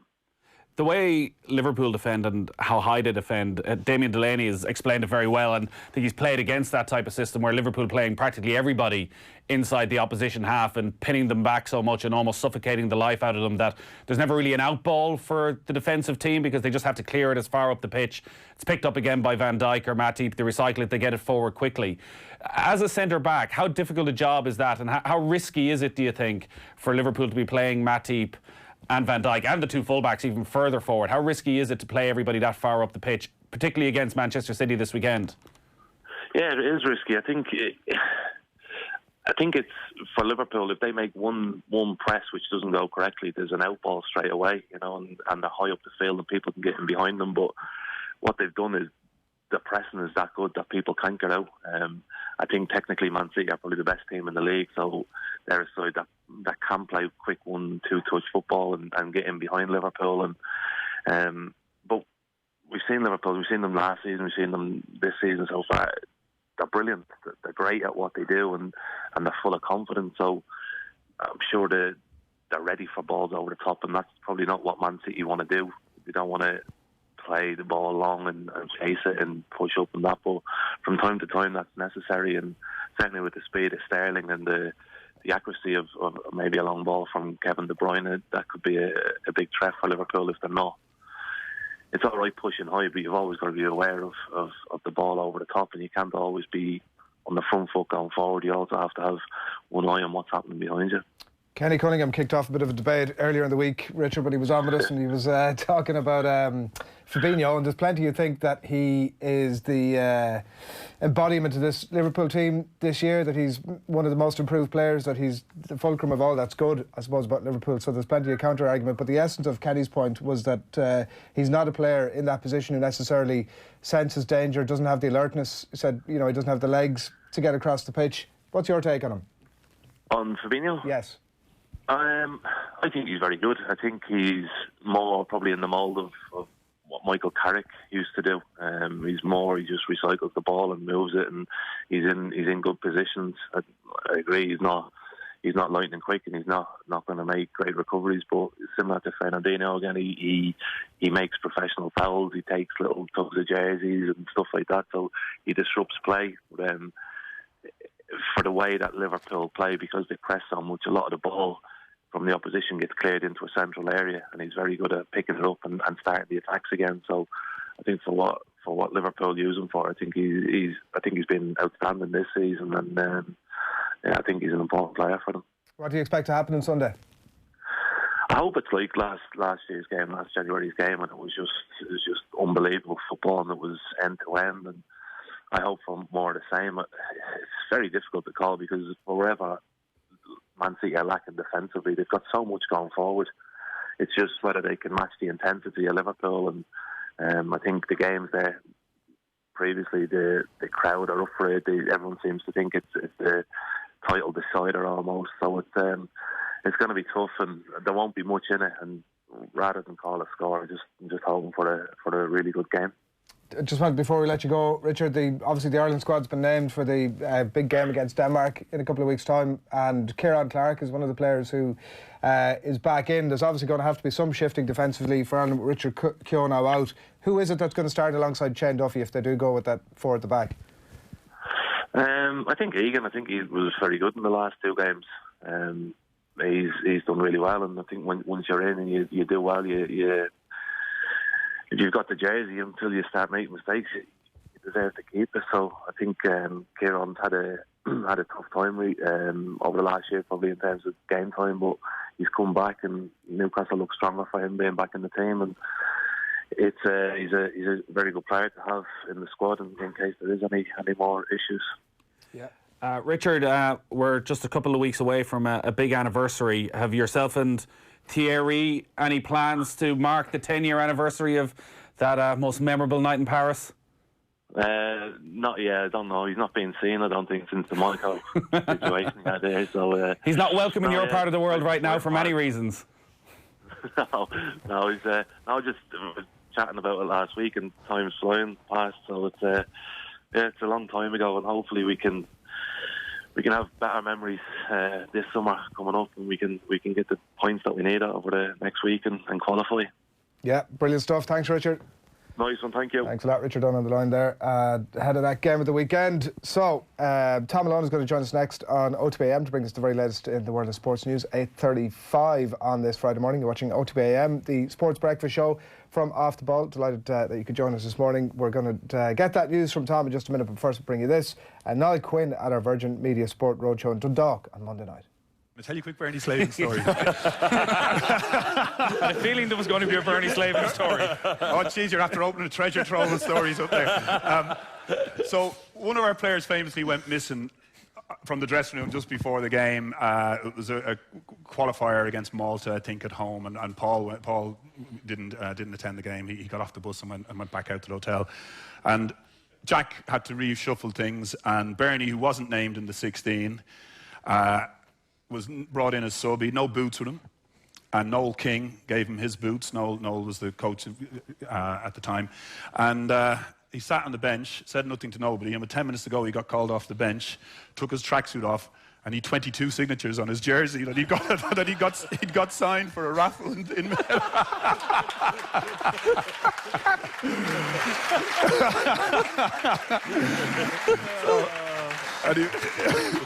So an Ireland International World Cup qualifier, played with the coach's boots and a jersey signed with us. It was just brilliant time to play football. Alan Quinn in conversation with Nathan in Dundalk on Monday night. That full show available on offtheball.com. It is 8:36. Thom Malone, good morning to you. Hi, Adrian, you well? Very good. Ready to go? Michael O'Neill, is he on the move? Is he staying Yeah, put? apparently it's imminent. Northern Ireland captain Stephen Davis says it'll be a huge blow if manager Michael O'Neill leaves. He's expected to be named as the new Stoke boss this afternoon, and Davis says he doesn't want O'Neill to depart. I've spoke many times about how big Michael's been for the country, and how big a part he's been in terms of us getting that success. And if he does decide to go, ultimately we knew that day would come at some point, but it'll be a huge blow for us. They've shown some capacity to kick on a little bit under Michael O'Neill. Like, he's obviously a rated manager now on the back of the work he's done there. What less of a proposition are Northern Ireland without him? Well, the problem is, for Northern Ireland, much like the Republic of Ireland, we're heading into a World Cup qualifying campaign where it's going to be nigh on impossible for them to qualify because it's so difficult to get in. The talk seems to be Michael O'Neill's going to stay on for the two games against the Netherlands but it's the Netherlands and Germany. So what Northern Ireland have done brilliantly under Michael O'Neill is they've played slightly above their level. So the way this group has worked out, they played their first 4 games against Estonia and Belarus and won all 4 of them. And that's sort of what he's brought Northern Ireland to, which is they win the games they should win, and they're bloody hard to play against the better teams. What any small nation would kind of hope for. And he's explained very well, I think, how organised he is. And I think that's very much what Stoke would want, that they should beat the teams. That's what they were under Tony Pulis. They're 10th in the table, they beat the bottom 10, and they make life difficult for the 10 above them. Now's the time to go, though, because after these 2 matches, what do Northern Ireland have? A Nations League playoff, where in all likelihood they're going to be away from home in the first match, probably against Bosnia, and then potentially playing the Republic of Ireland in the final. They don't come through that. They've nothing. So you may have only, after this, 2 more games, competitive games, in the next year. And his stock is as high as it's going to be. He has no proven track record in English football. So as much as we can talk about the Michael O'Neill, Martin O'Neill comparison, Martin O'Neill's stock is still way higher, I would say, in English football than Michael O'Neill's. Rightly or wrongly, and regardless of their modern coaching ability. Unfortunately, that's the way football works. Well, exactly. Especially for those kind of teams where you need to... It's so important. They just need to win games, and that's why the likes of Pulis and Allardyce get those gigs to get teams up the table. This is a great job for Michael O'Neill. The reality is Stoke are one of the best 4 teams in the Championship. Resource-wise, they've got another couple of years of the parachute payments. He's going to get a lot of money. In Denise Coates and Bet365, they will pump money into that. They're massive. At the bottom of the league. Yeah. So the only way is up. So technically, survival this season is probably what they'll say is the aim. I wouldn't rule out Stoke if things go well, pushing on and trying to get into the playoffs before the end of this season. Obviously, he's not thinking about it this way, and it's all about Stoke. But like the shelf life of manager in the Championship it's way less than a year anyway. The average. Yeah. It's about this for Michael O'Neill is a massive career move, and if he can make a half decent job of it at Stoke. For me, it's not even about that. Like, he'll inevitably part ways with Stoke at some point in a way that with Northern Ireland he could have been there for life. Well, he can now, if this goes well. You get into that cycle, don't you? He's on that merry-go-round. He could be Sam Allardyce. Yeah. Look, this is the carrot. But maybe we're underestimating Michael O'Neill. Maybe actually, and football has a funny way with these things, he does well with Stoke, and in a year's time, a Premier League manager is getting fired, and Michael O'Neill has put Stoke in a great position, and he gets that gig, because suddenly he has a big body of work behind him. And that's how these things can go. But if this goes well, he's set up for the next 10 years. Pints of wine whenever he wants. Yeah. We all like a pint of wine, Adrian, of a Christmas period. Let's move on to the Europa League. As anybody else there, Adrian? Take exception to that. Oh dear. Celtic and Manchester United booked their places in the last 32 of the Europa League with 2 games to spare last night. Celtic did so in pretty dramatic fashion as Olivier Cham scored in the 5th minute of added time in Rome to get the better of Lazio by 2-1. Things are much easier for Manchester United. They had a 3-0 win over Partizan Belgrade. Greenwood, Martial and Rashford with the goals, and Red Devils boss Ole Gunnar Solskjaer was happy with that. This is a little bit of a template on how we want to play, definitely. But of course, it's the opposition that allow you to play this way as well. There's no disrespect to Partizan, but they gave us spaces. Yeah, Ole Gunnar Solskjaer there. Rangers, meanwhile, boosted their hopes of progress with a 2-0 win over Porto at Ibrox, and an injury time Raúl Jiménez goal gave Wolves a 1-0 win over Slovan Bratislava at Molineux. Tonight at Windsor Park, it's the first leg of the inaugural Unite the Union Champions Cup. Tonight, SSE Electricity Premier Division winners Dundalk are away to Northern Ireland Premiership winners Linfield. They get underway there in Belfast at 7:45. While there's a basement battle in the Premier League at Carrow Road tonight, Norwich City entertain winless Watford with a kick-off there at 8 o'clock. Boss Daniel Farkas says tonight is a chance to kickstart the season, but he wouldn't go so far as to say it's a must-win game. If we win this game, it's not like we can open a bottle of champagne and celebrate that we will stay in this league. And if we lose this game, it's not like we have to give up because there's still so many games to play. And of course, an important game, but we're also far away from over-interpreting it. It's not a cup final. In golf, Shane Lowry's hoping for better on day 2 of the Turkish Airlines Open. The Open champion was highly critical of the greens on day 1 and starts 7 shots off the pace on level par. Padraig Harrington will tee off on 3 over par. Tom Lewis and Matthias Schwab then led jointly on 7 under par. Meanwhile, Tiger Woods, in what is a complete affront to subtlety, he named himself as one of his wildcard picks for the President's Cup. And if you go onto his Twitter, there's one of the greatest and least subtle videos of all time when he announces himself as playing captain as well. It's got everything, clapping in the background, USA chants, all his stats. I'm going to choose Tiger Woods as the last player on the team. Yeah, it's brilliant. It's just go on to his Twitter, which is usually just him flogging golf balls and watches and cars, or with trophies and boasting and stuff. And this is it's right up there. I'll tell you what, Tom. When you're the greatest sports person of all time, I know you can tweet what you want. Exactly. He also He deserves it. He actually does deserve it, but it's amazing. It's also, well worth it's the President's Cup. The greatest waste of time in all of sport. It really is. It's kind of Ryder Cup prep, is that the? No, yeah. I mean, essentially, it's the rest of the world minus Europe. Yeah. Yeah. Okay. He also added Tony Finau, Gary Woodland, and Patrick Reed. There's a bit of who had it that Spieth didn't get in, but he had no right to be on the team. But it's strange that Spieth wasn't really in consideration, even considering how far he's fallen, and like Ricky Fowler wasn't picked and also wasn't really in consideration. I think Spieth should have been in because he's just a ridiculous competitor. Yeah, and also is going to bounce back, and it's going to look foolish in a year or two's time that he wasn't included. And he just has him or Patrick Reed in terms of team morale. Yeah, that's the thing. Patrick Reed in a team environment, Can I recommend, Adrian, by the way, a wonderful episode of Golf Weekly that's up now on offtheball.com. Sure. We had Stephanie Meadow in studio for the entire Golf Weekly. Right. She was very interesting. I don't know if you saw this a couple of months back. She earned her LPGA Tour card on the final. By winning it? No, she came 6th. So she knew playing the final hole that she needed to birdie it. Yes. Oh my God. To finish in the top 6 and hold a 25-footer. And she was just brilliant on the psychology of it, that her problem is she doesn't get pumped up enough, that talking to her sports psychologist, they're like, you need to be emotional. Yeah. You need to feel like it all matters. That's when you play at your best. Whereas most golfers, it's tone it down, don't think about anything. She was like, actually, she doesn't think she would have made that putt if it didn't mean anything. The very fact that there was so much on it. But she was telling the story how she was playing with Georgia Hall, who's the former Women's British Open champion. They're very good friends, and they were playing together alongside Inbee Park. And both Georgia Hall and Stephanie Meadow were in tears on the 18th. And Inbee Park's looking at them like you've just finished 5th.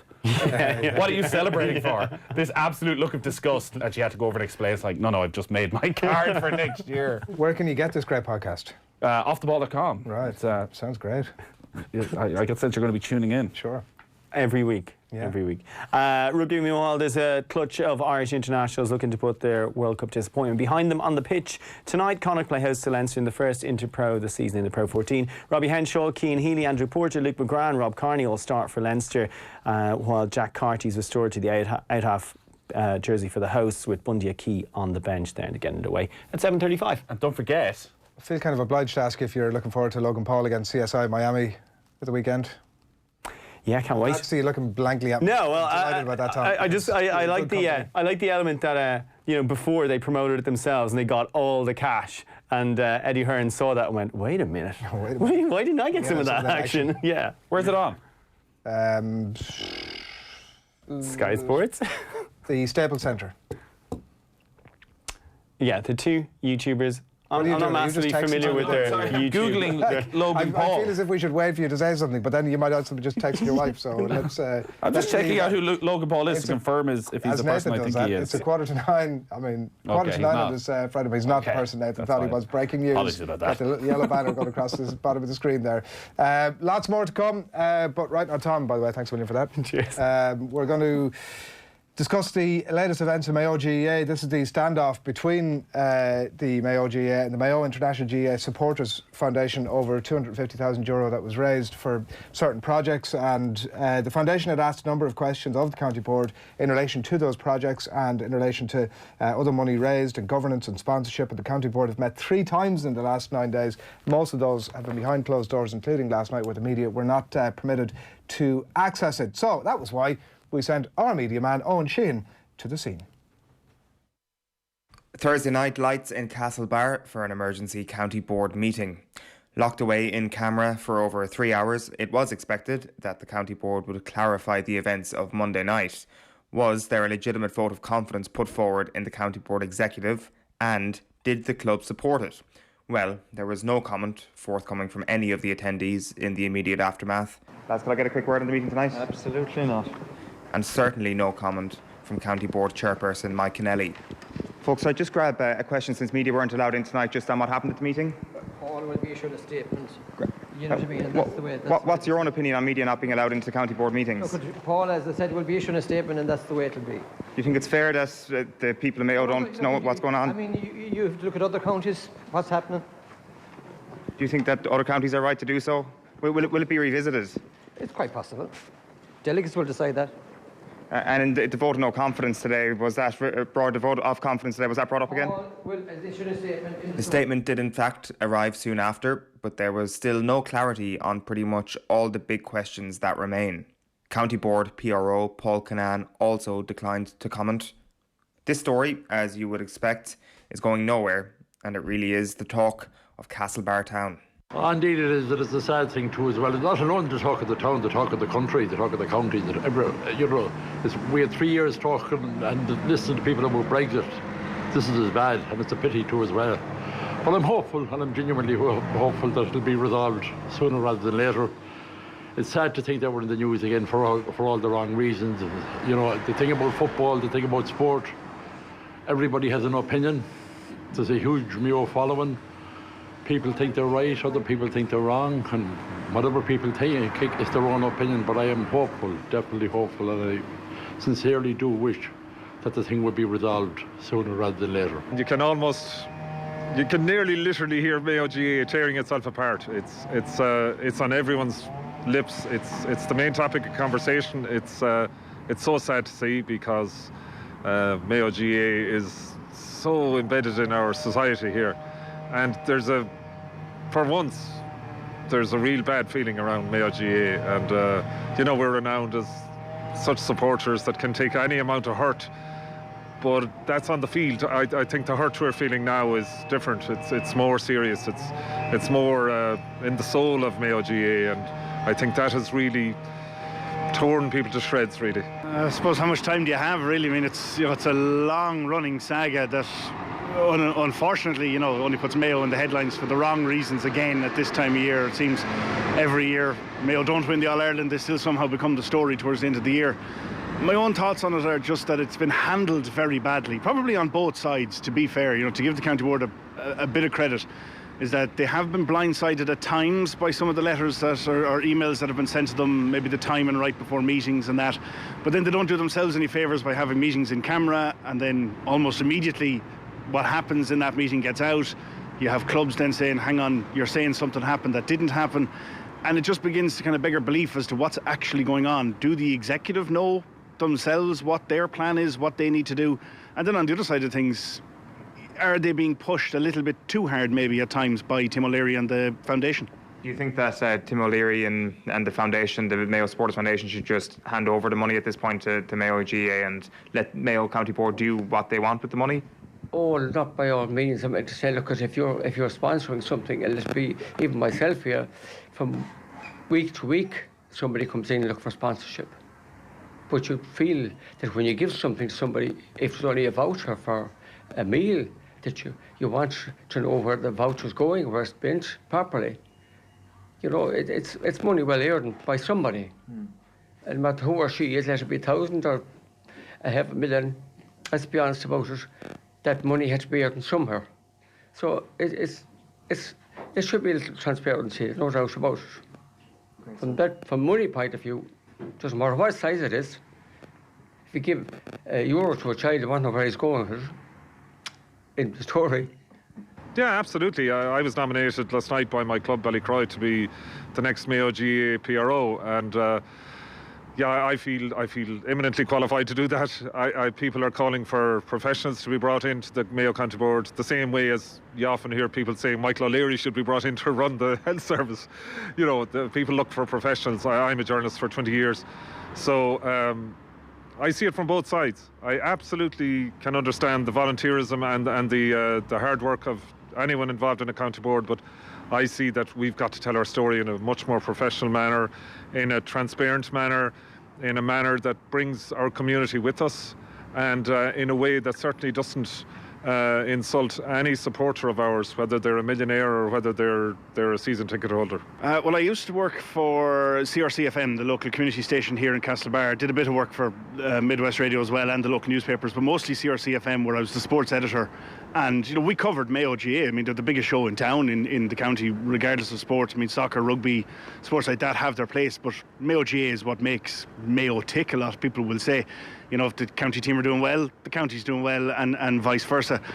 I often found myself running into brick walls when it came to dealing with Mayo GAA in particular, trying to get into press conferences, media nights before Connacht matches, before big matches. For example, I always went to the Connacht launch of the Connacht Championship without any issue. An invitation was sent to the radio station, no issues at all. With Mayo then, you were contacting them to see when it was on. You were nearly begging to be let in the door. At times we weren't let in the door. We were physically stopped at the door. It seems to be the only county. It amuses me. You never hear it about Kerry, you never hear it about Dublin, because they keep all these things in-house. But I just think the fact that Mayo is such a big county, no more than the two that I mentioned too as well, and they have such a huge following, and it's just a pity that we have to talk about it in the close season. Like last weekend, we had a historic moment here in Castlebar when our own Paddy Durkin got an All-Star, first time Castlebar Mitchell's man ever did. And it was still the second item in conversation after the rumblings of the county board and Mr. O'Leary. Oh, good morning to you. Morning, lads. How are things? Where do we go from here? Pray, clearly, is the only place we can go right now. Hit knock. Yeah, possibly. I see there's a few new routes coming out of Knock, so you can fly people in from Barcelona if you want to get in and pray at the shrine for what's going on. And I don't think you're too far off the mark, Nathan. If you were disillusioned with the situation and you went to McCarthy Park last night, you certainly wouldn't be feeling any better about the situation, to put it that way. not much has happened in the public eye because they've said nothing, despite the fact that they had a meeting that went from 8 p.m. past till about 11 last night. That was dubbed an emergency meeting, a statement that said nothing afterwards, a meeting that included no media inside. This is a closed shop. Whatever you wanted to discuss, this is not getting out to the public. This is not getting out to the people of Mayo. It's not getting out to the wider country. But really, it doesn't matter about the wider country. It does matter about Mayo first and foremost here. There are people walking the streets of Castlebar this morning who are like, what the hell actually happened with that emergency meeting with the most powerful people in our county board?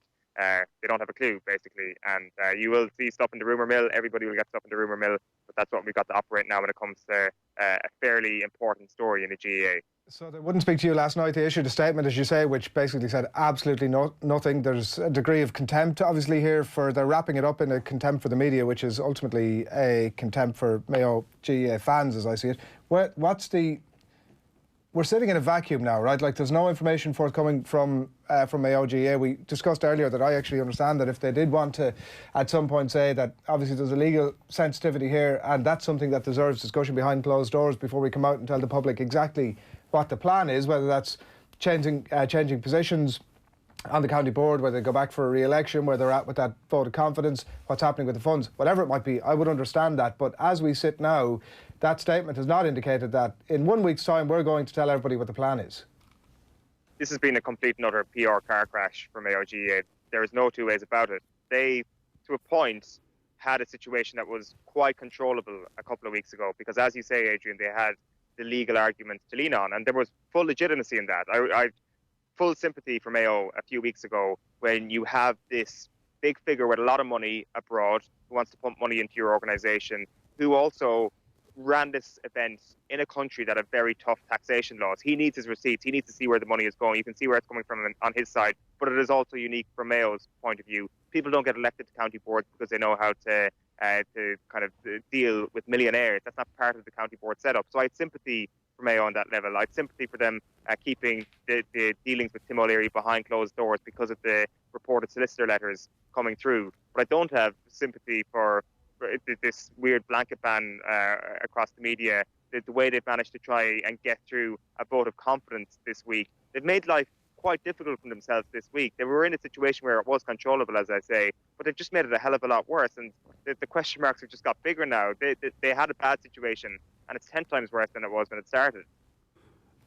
It's very simple. From a PR point of view, as Owen says, it's been a car crash, because if you have nothing to hide, why try and hide something? Why try and keep the media out? Why not give people the openness and transparency that they need? Because Tim O'Leary and the Mayo Foundation are asking a lot of questions. They're generally quite specific about receipts, about certain amounts of money, around tickets and various promises that were made. There's a list of questions that need to be answered. Come out and answer them. And okay, county board meetings can be, and like it's funny, Owen says, you know, nobody knows what's happened. The general way this week has gone, we may well find out what's happened, because there's been leaks of county board in-camera meetings. The doors were closed, but people have been recording them and getting them out there. Now, it turns out county board meetings aren't that exciting when you have to listen to one for an hour and a half. But, like, I just thought it was incredibly disappointing that when you spoke to Mike Kennelly there, the chairman of the county board, that his answer is, look at other counties. Like, who cares about other counties? Yeah, there's a shit show all over the country, and like this feels like it's a tipping point in the last month with Mayo and Galway as to what's happening with county boards and what's happening with finances. But Mayo should pride themselves as being different and being above what is the basic bottom line standard. It's one of the best supported counties in the country. They have, over the last decade, produced an unbelievable football team that people in Mayo are rightly proud of. And the county board need to be at that standard as well, and need to answer questions. So to say, look at other counties, look over there, well, they're even worse than we are, like, that's not good enough. Stand over. You're in charge of Mayo GAA. Come out, answer the questions, and put this to bed. Because this is going to go on and on and on. And it's going to dog the senior inter-county team as much as anything else. And it's clearly going to have an effect on the county team and football in Mayo, because how can they do anything else while this is hanging over everybody? Now, part of the problem going forward is, like, what does happen next? Like, straight away, the obvious thing is people are calling for the heads of the county board. Well, again, it does feel very similar in a way to a lot of the controversy around the FAI. Like, if the county board, the current county board, go, well, who steps in? Like, there's no, suddenly we look around and we find the 10 best businessmen at Mayo and go, you wouldn't step in there and volunteer to be the county board chairman. Well, they're not full-time administration roles, is the key difference from the FAI. There's a couple of full-time, and there's a couple of staff members, obviously, in and around Mayo GAA. But, like, next in line will be the delegates who stood by and accepted all this and gone, fair enough. There's no straws in the wind on down there. I know you have to go in the next couple of minutes. No straws in the wind in terms of, like, what even the expectation around the next step is. No, there's really no idea what's going to happen here. Like in the specifics of the O'Leary case, like it's interesting what Nathan says there in terms of trying to, not look at other counties in terms of what they've done, and I definitely agree with that on the specific point of those banishing media from the county boards. We'll get over that eventually. It's the sort of idea though of what this represents for Mayo and what this represents perhaps for the GAA as a whole, and I do have a little bit of sympathy for them on that regard, that perhaps they are the guinea pig in a mini revolution when it comes to corporate structures in the GAA. Will it now become a situation where every county board needs to have expertise that can deal with huge money-making people abroad? Like a lot of county boards go abroad and make a lot of money when they go abroad. Perhaps county boards don't have the expertise to do that.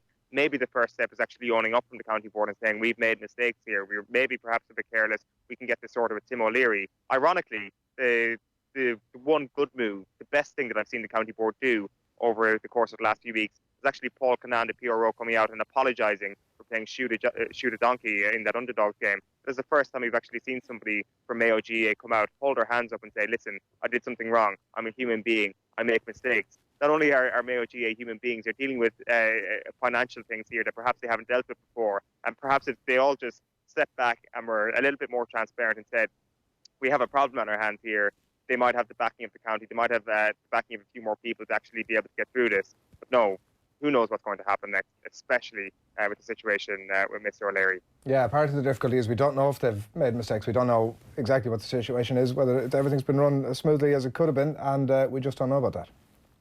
No, and I agree with Owen, without wanting to go all Joe Brawley on it. I think this does raise huge questions for the GAA as to why even we need a Mayo International Supporters Foundation that seems to be based largely around the senior inter-county team. Okay, it's great to get private investment into the county, and I do think actually all money that is raised outside should be funneled through the county board, and they should get to decide where it goes, whether it's to underage academies, whether it's to infrastructure, whatever. That it shouldn't be just, well, we're giving money and the vast chunk of it is going to the senior inter-county team, but it has to, because of the sheer expense. Like, we're in a situation where a dinner was organised in New York last May, and the organisation of the dinner cost 250 grand. The dinner itself cost 250 grand. They raised a lot of money. Like, is that what the GAA is about? Dinners, 5-star dinners in New York. So ultimately that cost 250 grand. That money is just lost out of, that's like an agent's fee. It's like, disappears out of the game. It's to literally, it's to pay for the dinner. It's the organisation of the day. But it's like some hotel or whatever in New York. Exactly. Quids in. So again, I do think that the Mayo International Supporters Foundation need to probably show a little bit more transparency themselves. They have shown the figures, and they're the ones who've come out and said, actually, here's what we spent on the dinner, here's where the money went, there was donations to charity, here's what the county board were given, here's what they should be given. But who are the Mayo International Supporters Foundation? Aside from Tim O'Leary, who are the other people involved? Who are the people who are supplying money? Who are the people that are annoyed? I think we should get a full list of names so that they're looking for transparency on one side. We should have it on both sides. But like, where does this go? Like, a secretive county board meeting again last night. Is there going to be another one next Monday night? Funnily enough, there's a lunch in Dublin today. Right.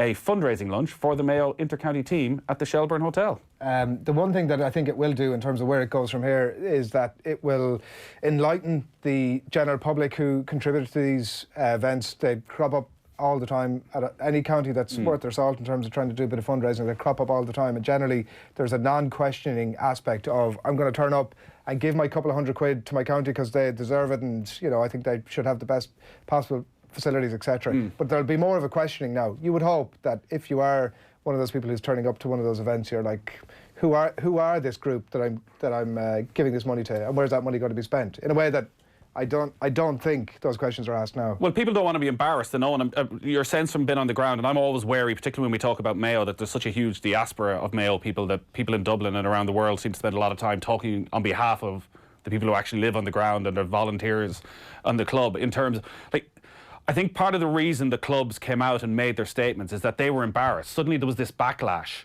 that all the clubs that sat by and gave this resounding vote of confidence in the county board, and they were like, wait a second, actually, we didn't do that. We didn't do that. And we're getting slated for something we didn't do. Like, what's the sense on the ground in Casselbar? Do people actually genuinely care about this, do you think, Eoin, or is it some sort of a sideshow that we're excited about but that the general public don't really care less about?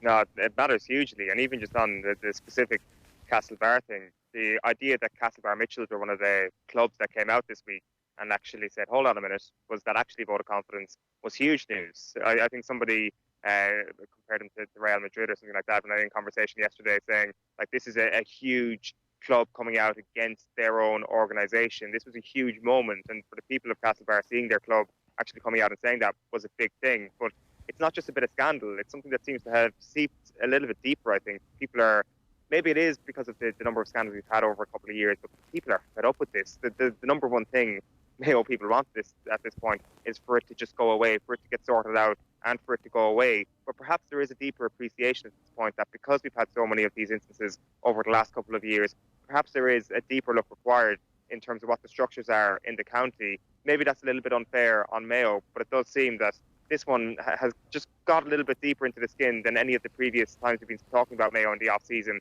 This one is kind of dividing people as well in terms of what side of the fence you should be on. And this needs to just get out into the open a little bit more and sort of this side of Christmas, because if this wages on into the new year, you don't know what sort of material impact it could have on the players or anything like that. They've been quiet, obviously, as you'd expect them to be. James Horn hasn't said anything. This thing could just rumble on and on and on, and that is not going to help preparations if it goes past convention, which is on, I think, the 13th of December. How was your Castlebar medium? It was lovely, actually. Yeah, it was in Nick Byrne's pub, a medium and chips. Went down and got a sausages and chips from Supermax, put it beside just over a 3/4 full pint of Guinness, 1 pour, and that is a medium and chips, his speciality. It was gorgeous. What did you say? Sorry, explain. I thought the medium and chips was the sausage and chips. No, a medium is the pint where it's almost full. It's almost pulled to the top, and it's done in 1 pull, and that's it. Yeah.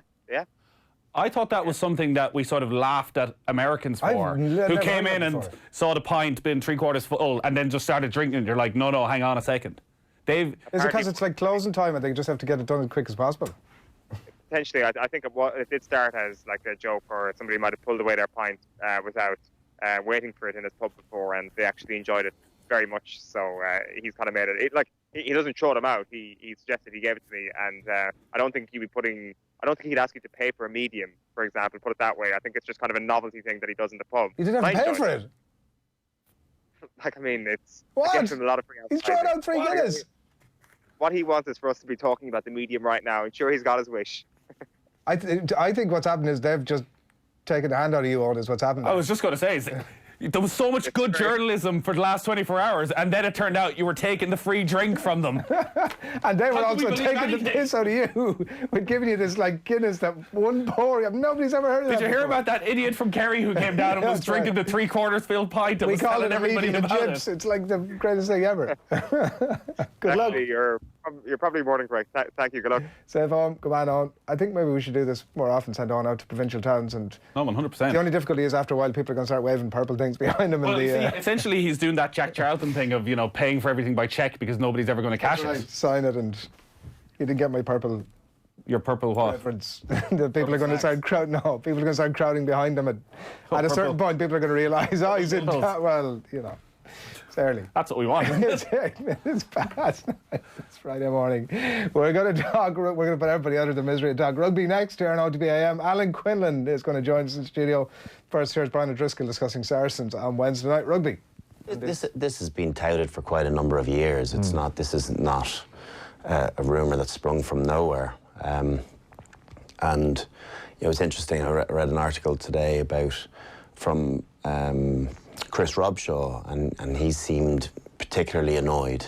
And someone put it, doesn't seem an awful lot that gets Chris Robshaw really riled up, but this was one thing. And he felt as though over the course of Quins won in 2012, and all of a sudden, because of the salary cap, they weren't able to keep the level. And as their profiles rose with that success, so needed their incomes to rise and so on, and interest in other clubs, and so they weren't able to pick and choose, maybe to keep all the players that they had wanted to keep. And who was it in the backs? I remember Brown, Monya, and Jordan Turner Hall were the ones to sign first, but the one to lose out was David Strettle, because his profile was rising. And where did he go? To Saracens. And Rob Shaw, or this article made reference to, they felt as though Conor O'Shea was squeezed out of the club because he simply felt as though he couldn't compete with what was going on. So this has been a dirty secret for a while, and not so much of a secret. And the talk is that there's other clubs that potentially have a case to answer as well, and this isn't solely Saracens. That the inquiry is going to be around. So we'll have to wait and see. There's a lot to be more to be played out in this. Yeah, it's Brian Driscoll on Wednesday Night Rugby this week. You can check out that full piece on offtheball.com. Alan Quinlan, good morning to you. Good morning. How are you getting on? Very good now, yeah. Yourself? I was kind of thinking there wasn't too much rugby to chat about, and then all these little stories start to bubble under, and Danny Kerr picks up the point about Saracens in the Times this morning, just about the impact that has. And, like, it was interesting listening to Leo Cullen during the week talking about it and saying, like, we're not bitter about it. It struck me that Michael Conlon was on with the lads during the week, and he was talking about doping in boxing, and he was saying that, like, he was calling it out, and he was saying, like, I believe that there are a lot of people operating at the top level of boxing who are doping, and it's an unfair playing field. Like, there's a level of that. There's an aspect of that about this Saracen story, that they were operating at an unfair playing field from everybody else. Yeah, and they had a breach in 2015, hadn't they? So it seems to have continued, and Chris Robshaw's gone hard on it as well. The Exeter owner, a lot of people have been speaking in the Premiership, and Exeter are probably the ones that can feel the hardest done by, because they lost a couple of titles to them. Yeah. So it is an unfair playing field. I think to get your head around the scenario of a salary cap, maybe it's not fair, not right that you're restricted. But it is to try and create a fairly level playing field around the finances, and not have one team with huge investment being able to invest huge amount of money on players. And there's probably an argument to say that, well, if you're privately owned, that you should be allowed to do that. But there's a salary cap there for a reason, and whether you like it or not, and they've breached it. They're saying investments aren't salary. That's what Nigel Ray was saying, and it's just very strange that a number of players have companies set up, and that there's money being put into these companies. And I'd heard about stuff before. We've all heard rumours, and I suppose Danny Kerr and Chris Robshaw and these guys have heard it, particularly being close to, one of their rivals in London. So I've heard of offshore payments and stuff like that for overseas players and stuff. To get around the salary cap. So they've appealed it now, so it's obviously going to be kicked down the road a little bit, and it's a very severe punishment to be docked 35 points and over 5 million. But if they knowingly, they're saying that they didn't knowingly try to deceive anyone, but I think the investigation has been going on 9 months, and someone independently came in and made the decisions and went through the whole system. So it seems to be pretty black and white that they have breached the salary cap, and if they have done that, they deserve punishment. Yeah, and like a minute there, as you said, they'll probably argue that it was unknowingly, and that's their way out of it. Obviously, and you can understand. It's hard to believe that it was. Look, if that's what they're arguing, that's going to be the case of it. It's not that severe. Like, the punishment is not severe. Like, they should be stripped of the titles that they've won over the last couple of seasons. I think give it to the teams that were closest to them. I'd be with you. Yeah, and even then, it's not enough, because. What, is there something? No, go ahead. Why are you saying that? No, nothing. Go ahead. Okay, grand. But, like, sport is about moments. Like, the joy of winning the league and winning the Premiership is the moment you lift the trophy and the celebration and the days afterwards. Like, you always talk about this. It's the dressing room. Yeah. Like, you can't replicate that for the Exeter players, what they've missed out on. And it's like someone cheating at the Olympics or an athletics event where a medal is taken off them, and someone is pushed up and wins a bronze or a silver or a gold, it's devalued at that stage. But I think at the very least, it should be. The titles, if it's proven, I think the titles should be taken off them. The Premiership titles, Europe, it's different. You can't. The salary cap scenario isn't there for Europe, but you could argue that because of the ability to sign X number of players over the salary cap and do deals with players to get them into the club, that it makes him stronger in Europe as well. So I can see Leo Cullen why he's, they just have to beat the team that they're up against. Yeah, it's hard to, if you start engaging in that kind of chat from a head coach point of view, it's difficult. It is, but like in fairness to them, they're an incredible side, and that performance against Leinster last year was, in the final, was devastating. The vast majority of these guys play for England as well, so they've been winning a lot and performing very, very well, and if they've breached it and cheated, they should be severely punished. And I agree with you, Nathan, the titles should be taken off them. Given to Leinster was the point I was making. Okay, that's right. Yeah. Good one. What about your Province Connacht? That's what I was going to ask. No, listen, and a day like this, and on a day like this as well. Yeah. Again, exactly. turning his back on his own people. But that's the fact fine. that I'm not from Connacht. The timing is interesting, is it? Why wasn't this announced a month ago? Why wasn't this announced 2 months ago? Was it because they knew it would have a massively destabilising effect on the England squad? It would have had a massive effect on the England squad, and they would have had to answer questions throughout the whole tournament about that. So that's the reason it didn't come out, which is fair enough, I think.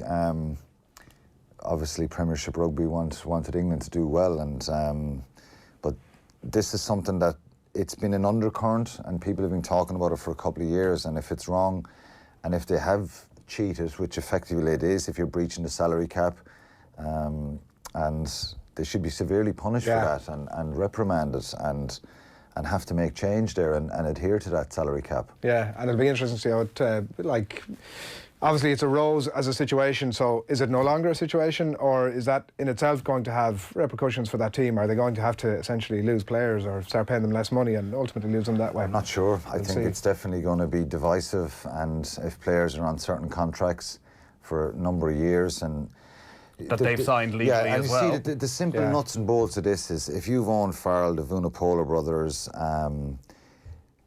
Otoje, these guys, if they're trying to keep all the talent they have and keep a massive squad, and they're trying to stay under the 7 million or 7.5 million or whatever it is, and these guys are commanding salaries of 800,000 or whatever, that's probably too much, but you'd imagine that the top internationals are on 500,000 easily, 600,000, and if you add all the salaries up and they're over it, maybe they've taken out a number of individuals and said, look, we'll take X, we'll pay 150,000 into a company, or we'll invest in companies here for you, and you're not getting the cash, but you're getting the benefit of an investment. Yeah. And Nigel Ray was arguing that investments are different because they can go up, they can go down, and you can't judge the amount. Yeah. But look, everybody knows what they've done. He's trying to hoodwink people there now to say... Well, yeah, I mean, look, we don't know if he's trying to explain it off in that way. None of us are financial experts, and we'll have to see obviously how that plays out over the next couple of weeks and see what the explanation is and see the veracity of it. It's slightly less than the bargaining chip of Kieran Marmion, I presume, over the last few days, that I've got this offer over here. I mean, I don't know if that is now just suddenly and absolutely off the table or not, but not the best bargaining chip for him to have now with his conversation with... Yeah, but they'll still sign players. Saracens will still be a very strong side. They might have to do things differently and maybe release some of the top earners and bring in... Their academy system has been working incredibly well for them, in fairness to them. They've done a brilliant job there, so they're just going to have to balance the books and make sure they get under that salary cap, whether that affects him or not. I know Keith Earls nearly signed there a couple of years ago, and they've, there was a very good offer on the table for Saracens. him. Then with Saracens, he re-signed with Munster. They've had a huge number. Elliot Daly signed there, Liam Williams, a lot of outside overseas players. I can't imagine Keith Earls at Saracens. It's like the... Well, it was two years ago. He nearly signed with him. It went right down to the wire with the RFU. But for Kieran Marmion, I think if there's an offer there, it may change things. Now, I don't know what they're going to do. So it's kind of speculation, but I think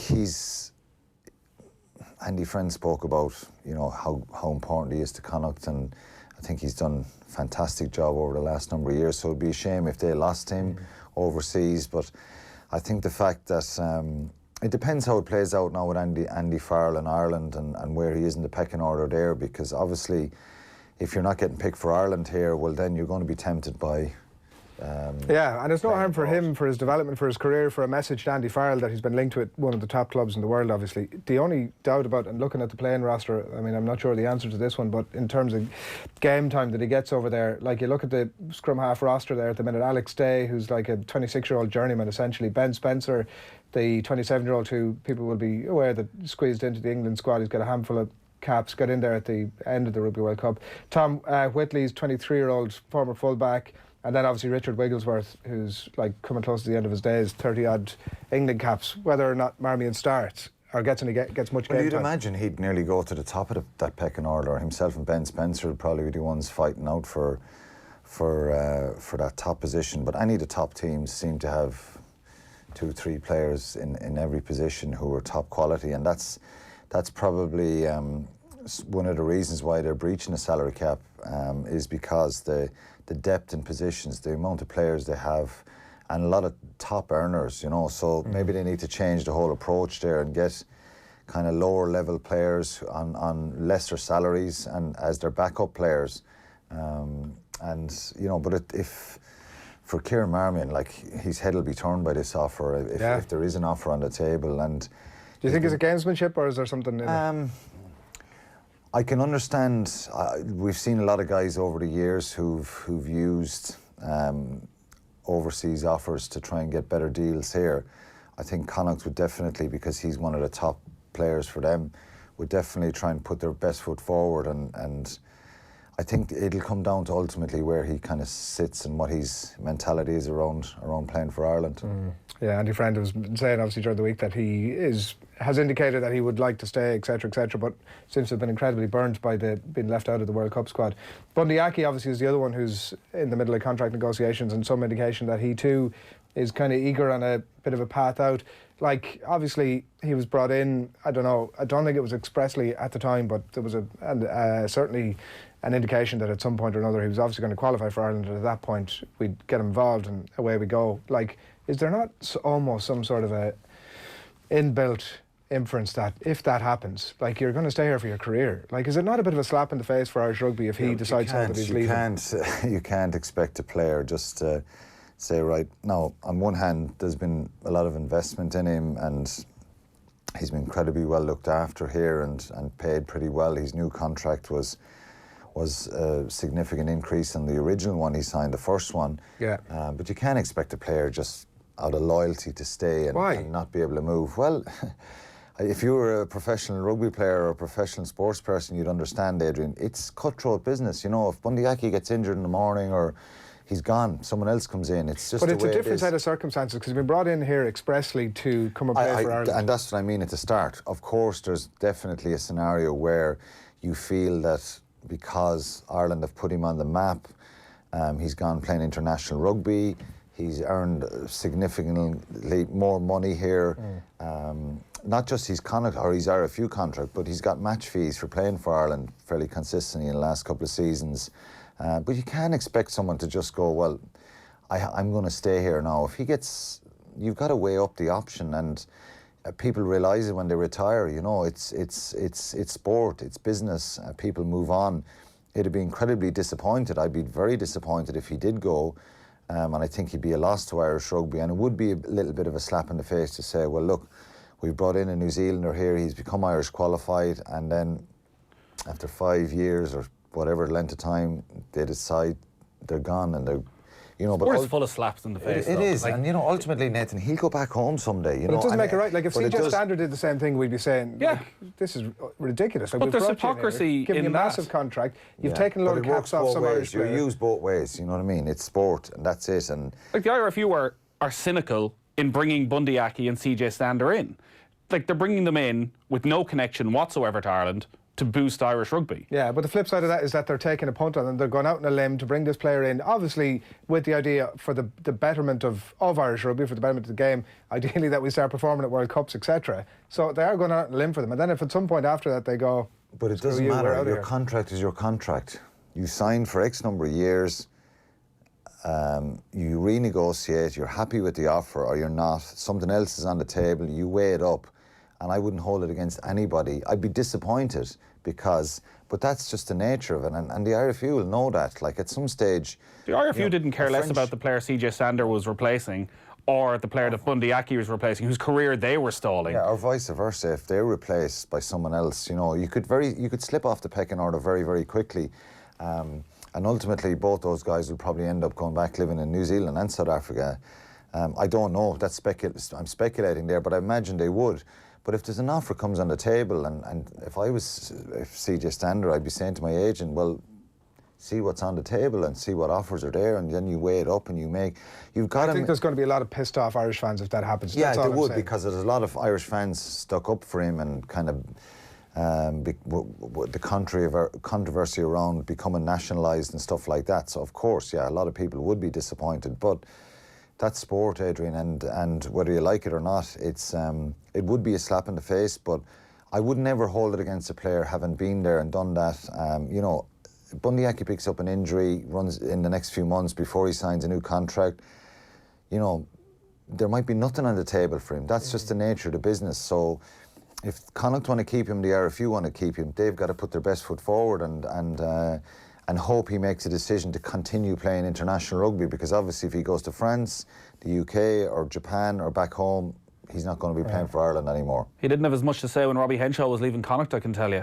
Yeah, but what's the unique difference? The obvious difference. I know you're in Mayo generally sort of blinded to like the reality of a situation. He was staying obviously within the RFU. I mean, I understand that point, but it's different here because it is professional sport. I understand the point that Quinny is making. He would do the best for himself, but these guys have been brought in expressly with the intention to play for Ireland, and like whether you like it or not, that's the reality of it. And then at some point after that, they're saying, do you know what? No, that attitude you have is patronising bullshit towards Bundee Aki and CJ Stander, which is, ye lads, we plucked you from obscurity, we gave you a good life, and now ye owe us till the end of time. That's literally what happened with CJ Stander. He was thinking about... He owes us for the rest of his life. In South Africa. They didn't know what he was looking... So what, for the next 50 years, he must now live in Limerick and thank the gods that we saved him from obscurity? But hang on a second, he's not like living like some pauper. Like, he's one of the best earning rugby players on the planet because he came here and was given a chance by the RFU. Yeah, but I think he's delivered enough. They've delivered. Bundee Aki's performed. You get paid to perform as a sports person, and like I said, it can change very, very quickly, and that's just the reality of modern sport. And for any top class players, and you hear a lot of them talking now, when they retire, you're gone. That's it. You're gone. Yeah, but it's not like he's living like what my point is, it's not like he's on like threepence a week and he's struggling to make ends meet. You think something should be put in at the end of their contract and say, please don't go at the end because... No, but like there should be an inherent understanding that, like, we have plucked you, in his case, from obscurity. He could have been lost to the game altogether, CJ Stander. You can't go, you can't leave and go on. But the opposite... I mean, you can, and the evidence might be that they may do that. All I'm saying is you do that and you slap Irish rugby supporters in the face as you do it. But should that work the other way? So say CJ Stander hadn't worked out. When he came through, should the RFU have said, we're going to pay you 300 grand a year till you're 36, regardless of how good you are, because you're stuck here no matter what. So he needs to prove himself, but the IRFU it's not that don't he's need to... proven himself, it's that there was a possibility with that one player that we're talking about could have been lost from the game entirely and was given a chance here to play not to play professional rugby, to play international rugby, and has done bloody well out of it. 2v1 here. I don't think Bundee Aki or CJ Stander should have been playing rugby for Ireland. But the decision was made to bring them in. You can't then hold them down and say you can never leave. Lots of people would think that. I'm not saying that. I'm not saying that, by the way. It's up to them to make the decision. You're talking about loyalty. Yeah. Should there be more loyalty? Loyalty. What did Roy Keane say? Loyalty. Sorry, but there is no such thing as loyalty on both sides, as I'm saying. Correct. So CJ Stander has blocked somebody in Irish rugby's progress. Somebody at Munster's done everything right, come through the academy, and CJ Stander's been landed in at number 8, and they haven't got to play for Ireland because of that. Yeah. Where's the IRFU's loyalty to that person? doesn't exist, because the IRFU's job is to do the best thing works both for ways, Irish rugby. and the players got to deliver and perform, and if they do that, they get paid the amount of money and stuff, you know. But your point is valid, and that there should be, you know, should it come into the thinking if Bundee Aki's making this decision, well, all this stuff has been done for me and it's facilitated me. Of course it should be on his mind, but ultimately, if he's getting offered 600 grand contract from someone else and there's 300 on the table here, well, there's a gap there. Look, I understand that. So it depends, but look, you would hope it doesn't come down to that, and that Marmion and Aki stay, because I think what's happening in Connacht and what Andy Friend has done, given where they were 2 years ago before he came in, and the poor season they had under Kieran Keane, you need to build people around. The likes of Aki, Marmion, McCarthy, bring through more young players. So isn't that the bigger issue here, actually, and one that will piss off Connacht fans yet again, is that I don't see any of the star players from Leinster, Munster or Ulster being tempted by big money offers abroad. So why are Kieran Marmion and Bundee Aki? No, but they ultimately always stay. But these two lads could end Maybe they do. I think they'll end up staying, unless they get an outlandish offer. But I would imagine, as I said, that Aki eventually will go investment back account offshore somewhere and will eventually go back and live in New Zealand. Do that in Connacht. The Marmion one is interesting. So Connacht play Leinster tonight, and you see a lot of the players are back involved already. It must we heard Johnny Sexton during the week talking to Neil Tracy at the Champions Cup launch, and he was down. You couldn't hide the fact he was so down, and so many of these players must be trying to recover. And Andy Friend has made that quite clear with Kieran Marmion not making the squad even. That does seem to be massively affecting his decision. He said it's not as easy as turning off a tap and saying that didn't happen, put on the Connacht jersey and off I go again. For Kieran it was a really big blow, a really, really big blow. He missed out in the previous one as well. He's worked hard. He shared with us that he was frustrated. How difficult a job is it for Andy Friend, for Leo Cullen, to reinvigorate these guys when not only is it an important match tonight, but in a week's time they're playing Champions Cup rugby. Yeah. To not have Johnny Sexton in there, and they're professional, I get that. But if he's down, and for Leinster, 12 of the lads are a bit bloody depressed and coming back into camp. Well, they've got to pick themselves up, Nathan, because at the end of the day, they're paid professionals. It's not easy, and I came back from World Cup in 2007 with a different type of motivation, just wanting to play rugby again, because I hadn't played it in France. I was one of 4 who didn't play. The other 26 were probably psychologically scarred from the disappointment and the negativity around the performances in France. Whereas I just wanted to go out and play again. My first game back was against Cardiff in Cork. I came off the bench for Munster, were beaten 19-17 or something. In normal circumstances, I'd be absolutely freaking and fighting with everyone if we lost the game and disgusted. But I remember going off the field saying, I'm back. That's the first step. I think we lost to the Ospreys 16-3 the week after away. Again, I was just glad I got out in the field and I was building. We beat Edinburgh then 19-16 the week after. And then we played Wasps in Europe and we lost in Coventry 24-23. And in the space of 4 weeks, I was involved in 4 games and I was incredibly... Like Rain Man here, by the way, with your memory of these scores from games 12 years ago. No, but because I've thought about that in the last week or two, because I'm gonna do a piece on it anyway. So I was kind of, I will go back. I'll have to Google and go back and go through these results. But I just remember that period was much easier for me as opposed to, Marcus Horn, Jerry Flannery, John Hayes, Paul O'Connell, Donncha, Wally, Dennis Leamy, Stringer. Is there anything a coach can do? Was that was within you? It sounds like that you forced yourself. When you go back to your province, you know what you need? You need some humour. You need to be slagged. You need a bit of a laugh about it. And I remember that happened with Munster. And I was joined in with the group that were slagging the Irish boys, saying, you were bloody useless, lads. What went wrong? You know what I mean? And so you need a little bit of humour around it. And you need to normalise it, because I think if nothing is said and you're expected to come back and just be a robot and just go back into the system, it can be difficult. The thing that the coaches have to manage and manoeuvre is who's right mentally or not. Just because a player is at he's an international, and you expect him to just naturally switch on. Good coaching is, some guys will need a little bit of a poke to get him going, other guys will need an arm around him. So someone like Marmion needs an arm around him, probably with Andy Friend saying, look, you are brilliant. You've been brilliant for us. You should have been on the Irish squad, and tell him you're great. And then he believes that and he plays that way. The problem is if players start hitting a bit of stuttery form, it creates a little bit of self-doubt and a little bit of confidence. But the non-internationals are really important in those situations where they're the ones that you and would have been a conscious decision with me and Munster that, because I was probably torn between being in this Six Nations squad, sometimes going back, over and back a lot, where there was a core group of Munster lads who were with Ireland all the time. And one of the things I found, and we found as a group, was how important it was for the non-internationals to set the standard, if you know what I mean, that they don't expect internationals to come back, everything's going to be brilliant, now we're just going to go out and win on Saturday.